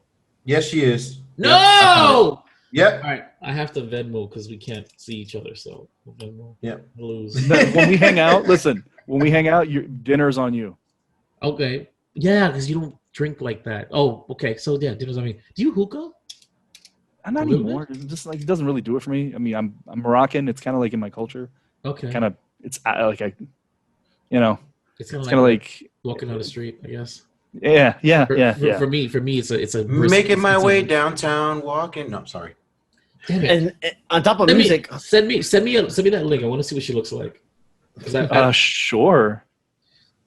There you go. On top of music, I wonder if she's married. We're not talking about music. Yeah, I know. What a transition. That's a heck of a segue. Yeah, what are you talking about? Oh, you mean for... Oh, all right. Carry on. Yeah. That was good. That was good. Bill and Ted's the movie. Face Talk the to me, music. Bill and Ted, the movie. Okay, so I haven't watched it, but it's okay. you haven't watched it? Me either. But I watched all three of them. Come on, guys. What's going on? I haven't watched it yet. I haven't watched. Okay, can I say something right now? I've never seen a Bill and Ted movie at all. What? So Not this even is on never gonna TV. happen. So This is never gonna happen. So that's why I don't there's- care that you ruin it. It doesn't matter. I did see the Ted. Is it Ted? Which one is not Keanu Reeves? Bill S. Preston. Yeah, Esquire. He's what? Esquire. Who's well, whatever. Anyway, the non Keanu Reeves one, I saw his commercial, so that was great. Where it was old him and the CGI knew him. That was as close to Bill and Ted as I've ever watched. Was it That hurts Verizon? my heart, man. It does. I think it was a Verizon commercial. There's your link, sir. Thank you. So I'm gonna go ahead and read this and spoil it for you. So it's Oh all God, good. she is Commander O. Damn it! Damn it! There's a picture. There's a link right there to the Google results, and you see her right in the center at the bottom in her Karate Kid greatness. Yep, there she is. Wow, she looks so young. It's completely different. Yeah, but she's not a miserable looking. What is Romulan? that? Romulan in Picard. She's beautiful. Well, top right is the Romulan her, and then right there in the bottom middle, there she is in Karate Kid. That's crazy. Okay, that's nice. I like it. I wonder if she's Are- married. Are you done salivating over there? No. Yes. What? No. What? So, what were we talking about? My review for Bill and Ted. Man, Allegedly. yeah. Allegedly. Please tell us, because I got words about that movie. Okay, and I'm glad you do because we're the only two that saw it. So I'm going to read Vibe's little thing here. The ruler of the future tells best friends Bill and Ted that they must compose. Oh, wait. I'm sorry. Wait, The ruler of the future tells best friends Bill and Ted that they must compose a new song to save... Cockney. Compose. compose a new song to save life as we know it. But instead of writing it, they decide to travel through time to steal it from their older selves. Meanwhile, their younger daughters devise their own musical scheme to help their fathers bring harmony to the universe. Listen, I cooked dinner tonight. It's a nice meal, and all I want is fish and chips now. So I hate you. Like literally, I want some fish and chips. Does and sound chips. absolutely brilliant, doesn't it? Okay, but I want some really good stuff because the only good ones I had was Works Up in Nottingham when I went to New York to England. So I needed some authentic fish and chips with a nice. There's this place near me called The Pub, and they actually do a pretty good fish and chip. I don't have a English accent that I can bring out like that. So I much prefer a tea and crumpet. I like to keep myself a little civilized. In the 555, try doing a Cockney accent. Try speaking like this. It won't be so hard for you. I'm from South Chauncey, okay? This is how we speak. We're loud, we're proud, and that's it, okay? We're English. South Chauncey. Hey, Scott's not sure what he's talking about. All right, then. So, Bill and Ted, Face the Music. Did you enjoy it? Juan and I are jealous. Look at me and Juan just sitting here like not. We don't give a fuck. So, after watching the first two, it pretty much continued. It was a continuation of the first two. It was very interesting to watch an older Keanu Reeves portray his younger self in the same mannerism. I'm not going to say that it was bad. I'm not going to say it was the greatest either. Okay. Yeah. I thought it was pretty average. It was a Bill and Ted movie. I feel like, listen, the actresses that played their daughters actually knocked it out of the park. They were brilliant as basically younger female Bill and Ted. But, the time traveling aspect, I feel like they didn't dwell on the things that made the first two movies good. Like when they would travel through time, the people that they would meet, you'd get some character, development from those, Genghis Khans, the Napoleons, etc. Now they picked up, Louis Armstrong, Jimi Hendrix, a cave person. It's like, bam, The best character drummer. development, and then you roll out. It I really was- enjoyed the Bill and Ted scenes, them going to the future, meeting themselves in different, The prison was my favorite. Prison one was hilarious. I think the movie would have been better if they kept Bill and Ted with their daughters the entire time, and then you had that interplay with Bill and Ted as more mature versions of themselves having to play against literally the avatar of their youth. Yep. That would have been an interesting thing to see, instead of splitting the movie into two stories that really didn't live up. Well, why they did that, right? Material. You know why they did that. They're planting the seeds for a spin-off, for handing off the baton. So. Oh no, sure, but Yeah. the point stands. They could have still done that while developing the characters together.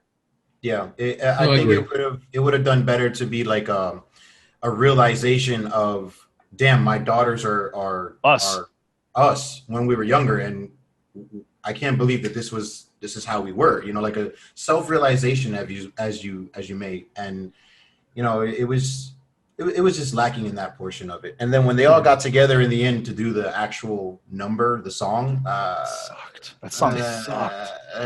It was. There's musical numbers in this. Well, it's not so much musical numbers. It's Bill and Ted. The Wild Stallions. It's been about the music. Okay. When we had Man, when you saw Dave Grohl, were you like, shit? That means we're gonna have like a dope ass song in this movie. Yeah, I was excited. I was like, oh my god, Dave Grohl's here. And he only had like one or two lines, and then that was his cameo. That was it. Yeah. I was sad. That was horrible. The music did not live up to the promise. That is not the music, the song to unite, humanity together. The best music in the movie was when Death said, "Let's get out of hell." And the music that was playing while the bus was flying through hell. I was like, yes, now that's Bill and Ted right there. We got some metal. And that was it. That was it. It was sad. I enjoyed the robot after he had his neurotic robot. After he had his dysfunctional emotional moment. Yeah, that was pretty funny after that. But all in all, it was just a mediocre movie. I can't really say much else about it. Yeah. Well, I mean, aren't the majority of the really, really past their prime sequels, they turn out to be mediocre? Did anybody watch? I didn't watch it though, but did anybody watch the Dumb and Dumber? Yes. Yeah. And this movie is infinitely better than that one. I'll tell you that. Okay, right so you see, I mean, going back into the well and doing these. I guess, what do you guys prefer? You prefer a soft reboot, years later sequel, or you prefer a direct sequel years later? Because I'll let Man start this one. I want to say it all depends on who directs the movie, honestly. just point blank, man, because I've seen a lot of soft reboots that hurt my heart. I'm actually pretty excited. I heard this recently. Willow is having a soft reboot, and I'm kind of excited for that one. But it all going to play Mad Mardigan. I have no idea. That all the discussion is there's going to be a soft reboot. That was it. No characters named. Nobody who's playing Willow. Nothing was there. So I just have to gauge on who's going to be directing and producing the movie before I can be excited about anything. True. To answer your question, Vibe, I prefer a continuation if the story would actually continue. Right. With a baton pass. Specifically, I'll give you an example of a really bad one. Indiana Jones and the Crystal Skull. That could have been a really good baton pass. They could have said, Indiana, he's old, he can't do this anymore, but his son can, and his son is just as good as him in this or that way. Instead, they hire Shia LaBeouf before his renaissance, because I don't know if you've seen him, but his most recent batch of movies have been stellar. The Collector? So, say it again? The Collector, right? That's the most recent one that he has. Yeah, that was pretty good. But I don't know. I would say as long as you can transition the old into the new generation well, I don't mind that. But here's the thing. I can't think of any movie off the top of my head at all that has accomplished that. Well, so, okay, well, you know that we're getting Ghostbusters Afterlife, and that's going to be a baton passing. Maybe. Do you have hope or faith in that? No, That I don't. Oh, wow. No.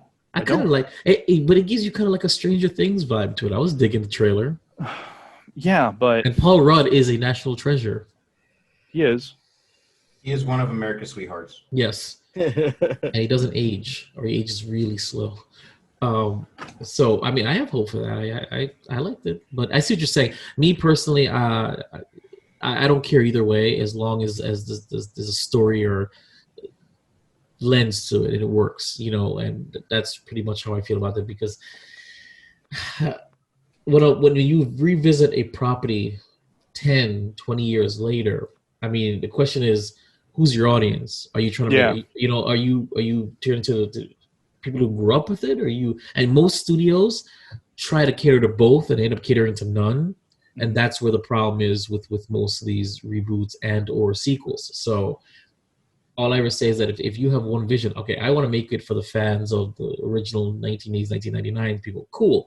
And hopefully you get some people, but realistically, it's never like that. It's always, well, you need to build this out. You need to get more butts in the seats. So, and you'd think you'd want to cater to the fans who will then tweet about it, and laugh about it, and yell about it, and then other people will be curious and they'll come see it.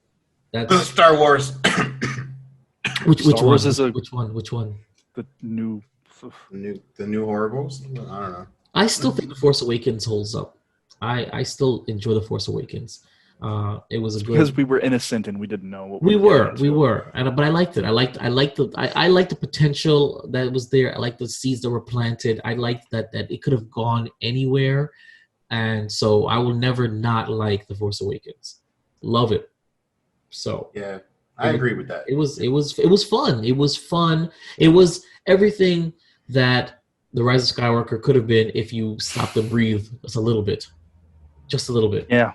So, I enjoyed it. I enjoyed that one. So, all right, we're gonna move on to Vibes Cure for Your Common Day. I don't think we're having. Did you guys watch the Dune? trailer? Any Yes. Yes. Can we just jump to that real quick? That was Yes. gorgeous. I've never seen any of the Dunes. Never read any of the Dunes. Don't really care Oh, about the Dunes. Christ. But I know, right? I'm with Vibe, but I saw this trailer. I did. I saw this trailer too, and it was breathtaking. Like, I want to see this movie. It was so it was just. I love the oh my god, was it Zendaya? Zendaya. Oh my god, Zendaya is just slamming his trailer. Sorry, but no, Dave Bautista. yeah, but and you just say?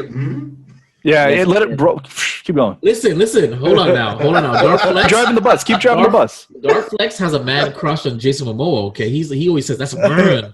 So yeah. like he got rock hard for the Aquaman trailer. So trust me, you know, don't break it. I'm surprised he didn't say anything on that photo that I sent out with Jason Momoa and what was hold on, let me find it. Oh, in the thingy, because he's in the For The Witcher. oh Oh yeah, he's gonna play a character in the Witcher prequel. oh please, I hope so though, but I doubt it, because they did the same fan art for. I believe they confirmed it. No, but they did the same fan art for Mark Hamill to play a character in The Witcher, and that didn't pan out. So He doesn't need the money. Anyway, so back to the Dune official trailer. So again, for me personally, it was I liked the visuals. It was great. What did I want to say?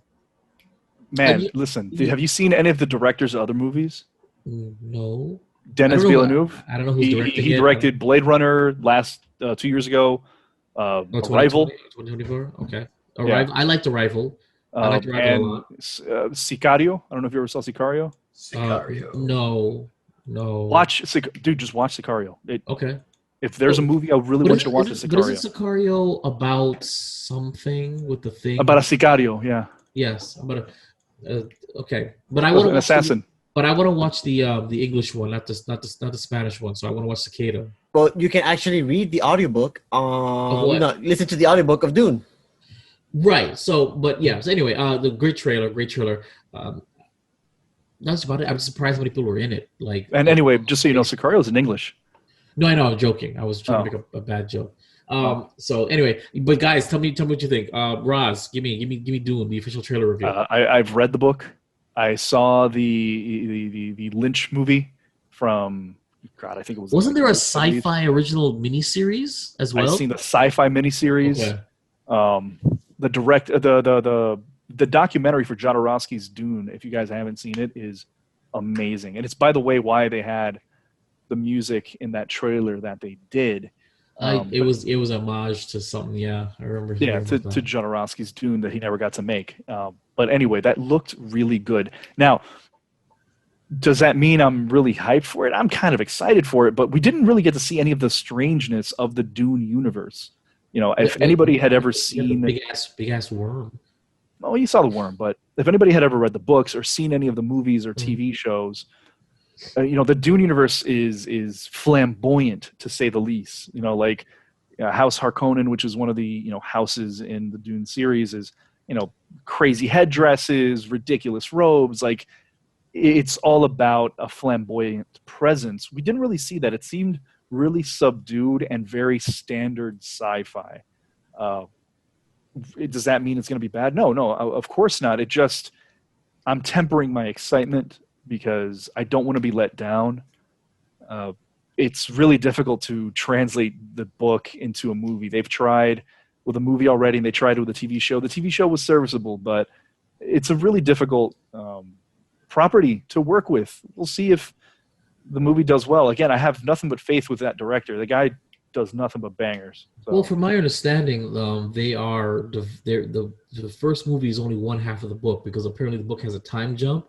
So the first movie that for this trailer is literally only half of the book, and then so I think that should.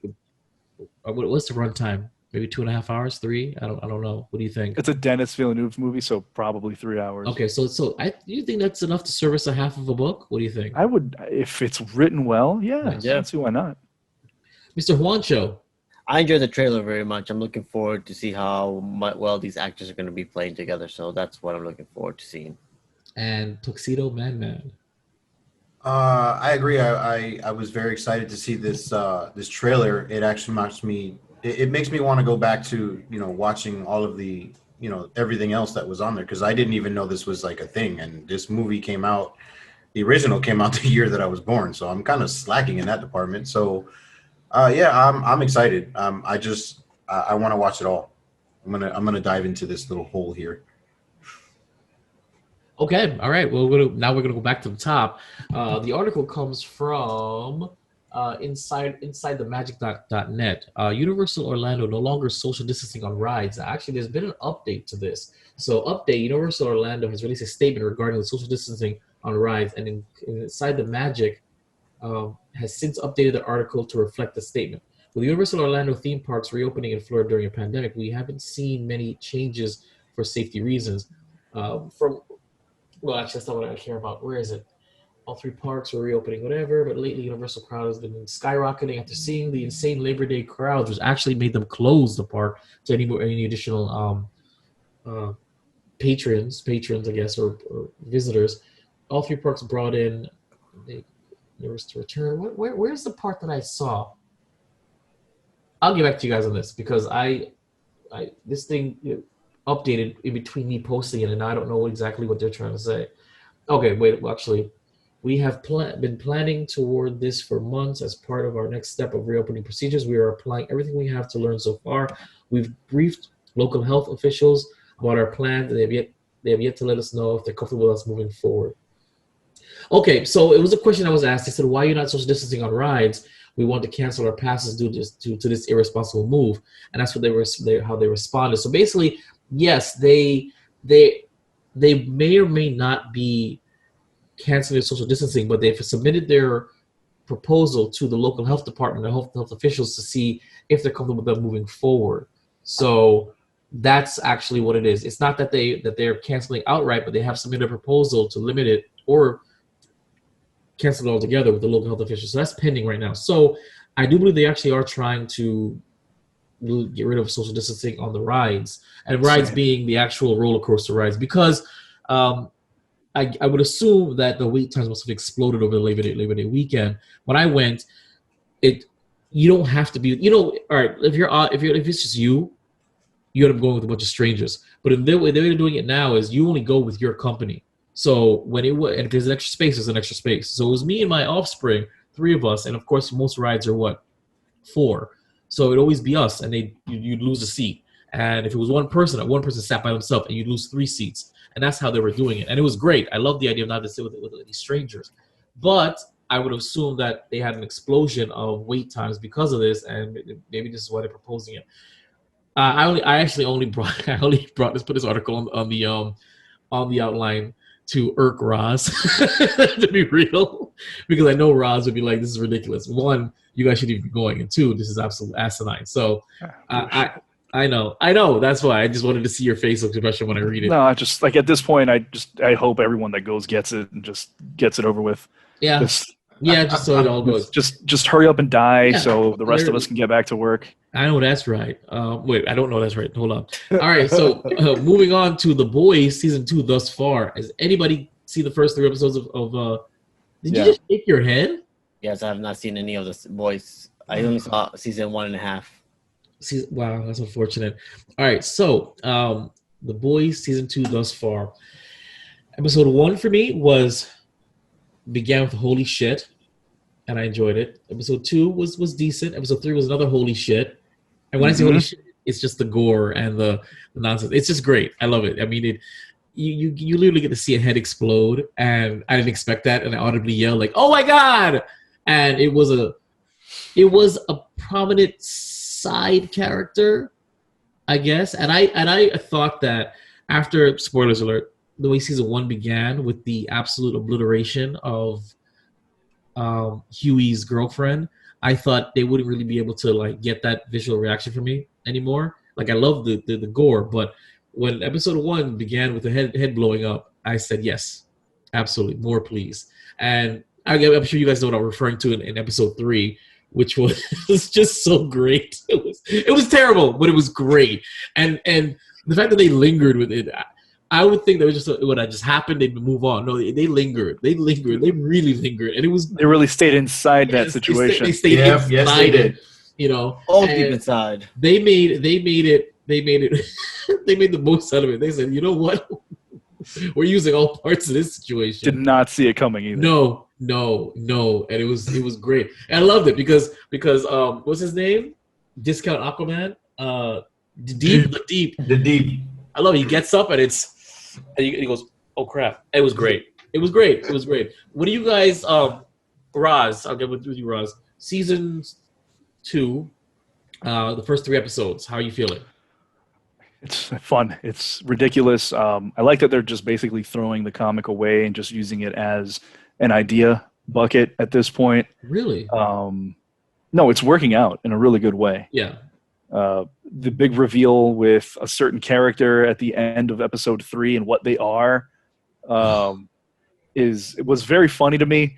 Again, I read the comic and they really wore the way that character acted on its sleeve in the comic book. So it was a little interesting to see it be a little bit more of a subversive character here, with the big reveal being a surprise. I don't know. I'm really enjoying it. I hope it continues to pay off. Yeah. It's fun. Man. First 3 episodes. I had a lot of fun watching this. It was like, oh shit, everywhere you look. It grabbed my attention, and I loved it. The continuation of just the oh shit nonsense, it was so great. I can't wait to see the next episode tomorrow. But I loved it. What do you guys think about the Huey's mental state? Because I think I'm telling you, I feel like he's being groomed to be a supervillain. He's gonna be like the first like legit supervillain. I think he's gonna take Compound X or whatever it's called. He's gonna find Professor Utonium, and he's gonna help him to become the first like real Powerpuff guy. You know. So what do you guys think? Like he broke. No comment. You know something? Is it because of the comics? I know exactly the way it's going to play out, so no comment. Okay, what about you, man? I don't know how it's gonna play out.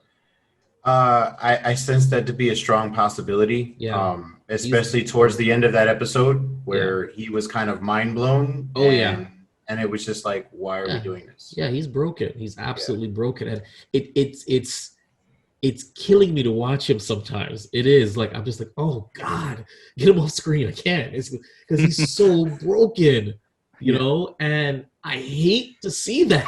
I really do. And I'm just thinking about the things that he, especially, oh my God, when he did the full recap for episode 1, I'm like, oh my God, I forgot all about all of that.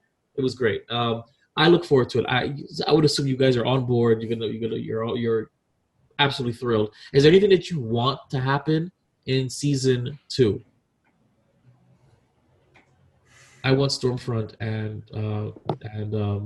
Major Victory or whatever his name is. What's his name again? Homelander. I want them to throw it out. I want them to do something, a better version of Hancock, much better. But I want them to wreck a city. I want them to Man of Steel something. Man, Hancock. Remember how that movie was almost good? I thought it was good though. What didn't you like about Hancock? What turned you off? The entire first half.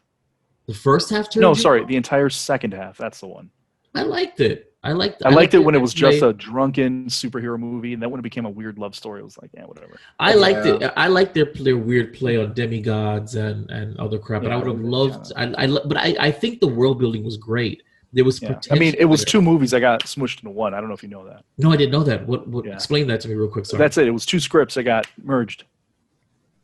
That's it. Makes sense. Wow. I can see I have to look that up. Yeah. Well, I guess it makes sense because it kind of turns into something completely different. You're right. It kind of does a hard pivot to a different direction. But I enjoyed it. It's something with guilty pleasure. I loved it. Juancho, what do you think about season 2 of The Boys so far? It's there beautifully looking at Amazon Prime, just sitting there waiting for me to watch it. But you watched season 1, right? You did. I am an episode where somebody gets ran over and blown into pieces. Episode 1. Pretty much.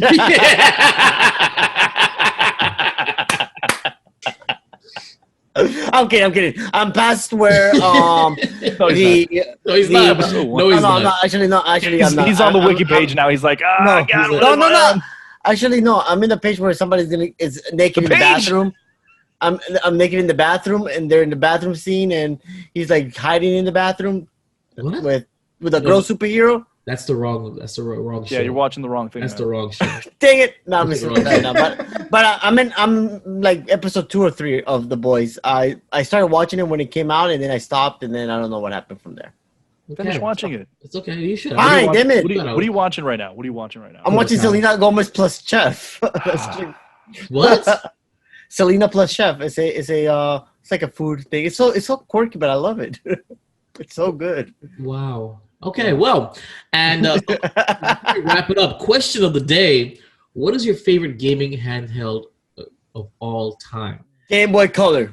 Yes. The clear one with Game Boy Color. Game Boy Color was my jam. Sorry, Mr. Roz. Yeah, Game Boy Color is pretty good. Yeah, I think Game Boy Color was great. I mean, even though I had was better, but it was that was the game changer for me. My cousin had a Sega Nomad. I was very envious. Is that the one with the 6 batteries that takes up like 6 batteries at once? That's the one that could play. That's the one that you put actual Genesis cartridges into it. Yeah. Oh. That was the Switch prototype. Yeah, that thing was dope as hell, but it was like this big. Sega was head of the game, man. Head of the game. They were. They're just too ahead for us. They were. I'll remind you again. The Dreamcast was amazing. It's because it's thinking. Oof, that's old. It's thinking. Man, your favorite gaming handheld of all time. What have you put your hands on, and what have you played with? I played with it all, my friend. I know you have. We talked about that.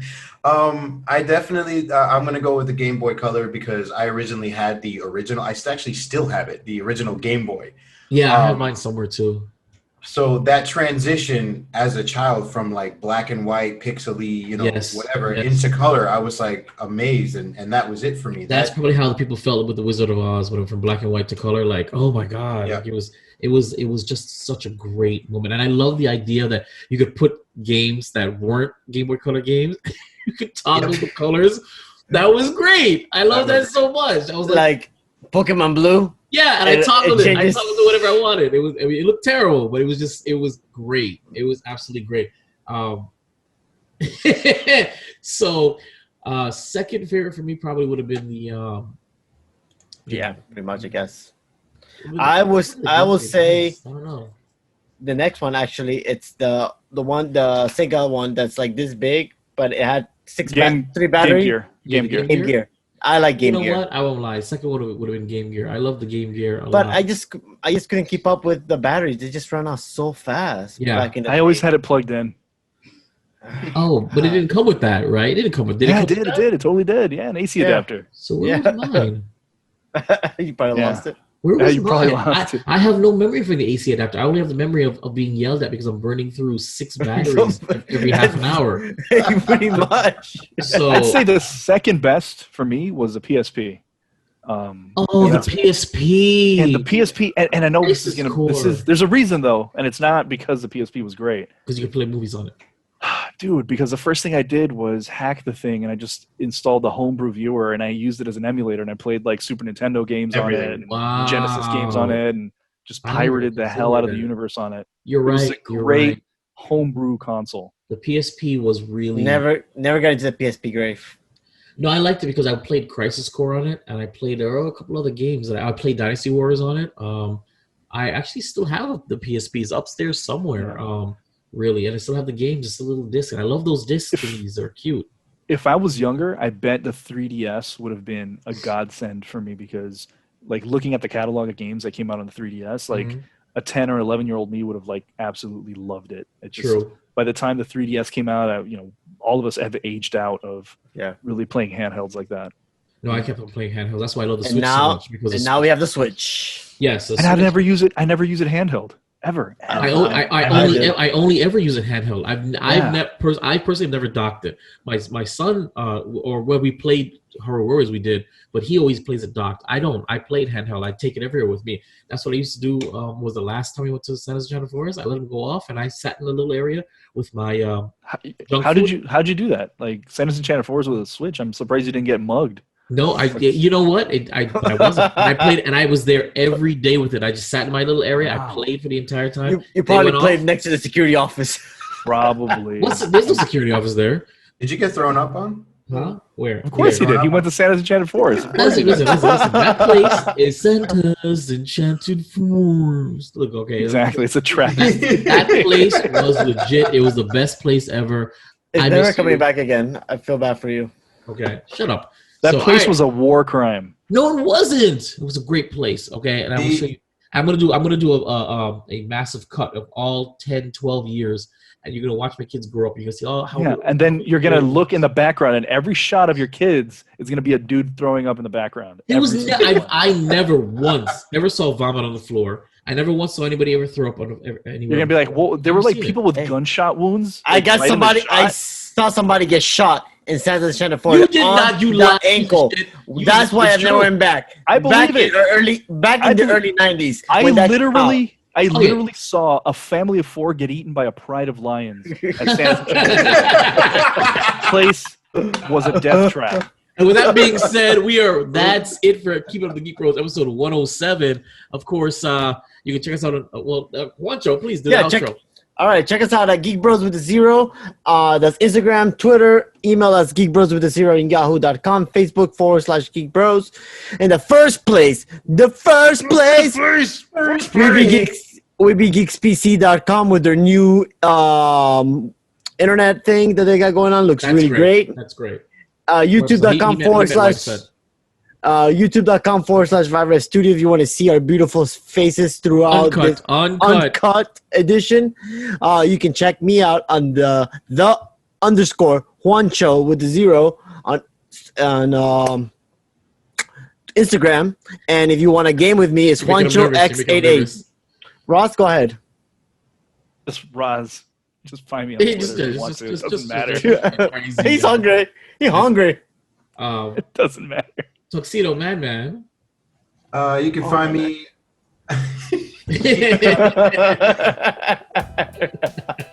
Man on Facebook, manman17093 on Instagram and Twitter for anything that I will be coming out with hopefully soon. I'm hoping in the next month or so. About 2022. Check it out. It's gonna be silent profiling.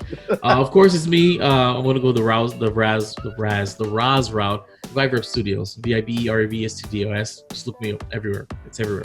Come to it. Peace. All right. Thank you for tuning in to Keep It of the Geek Bros podcast. And remember, geeking out still sounds this good. Keeping up with the Geek Bros.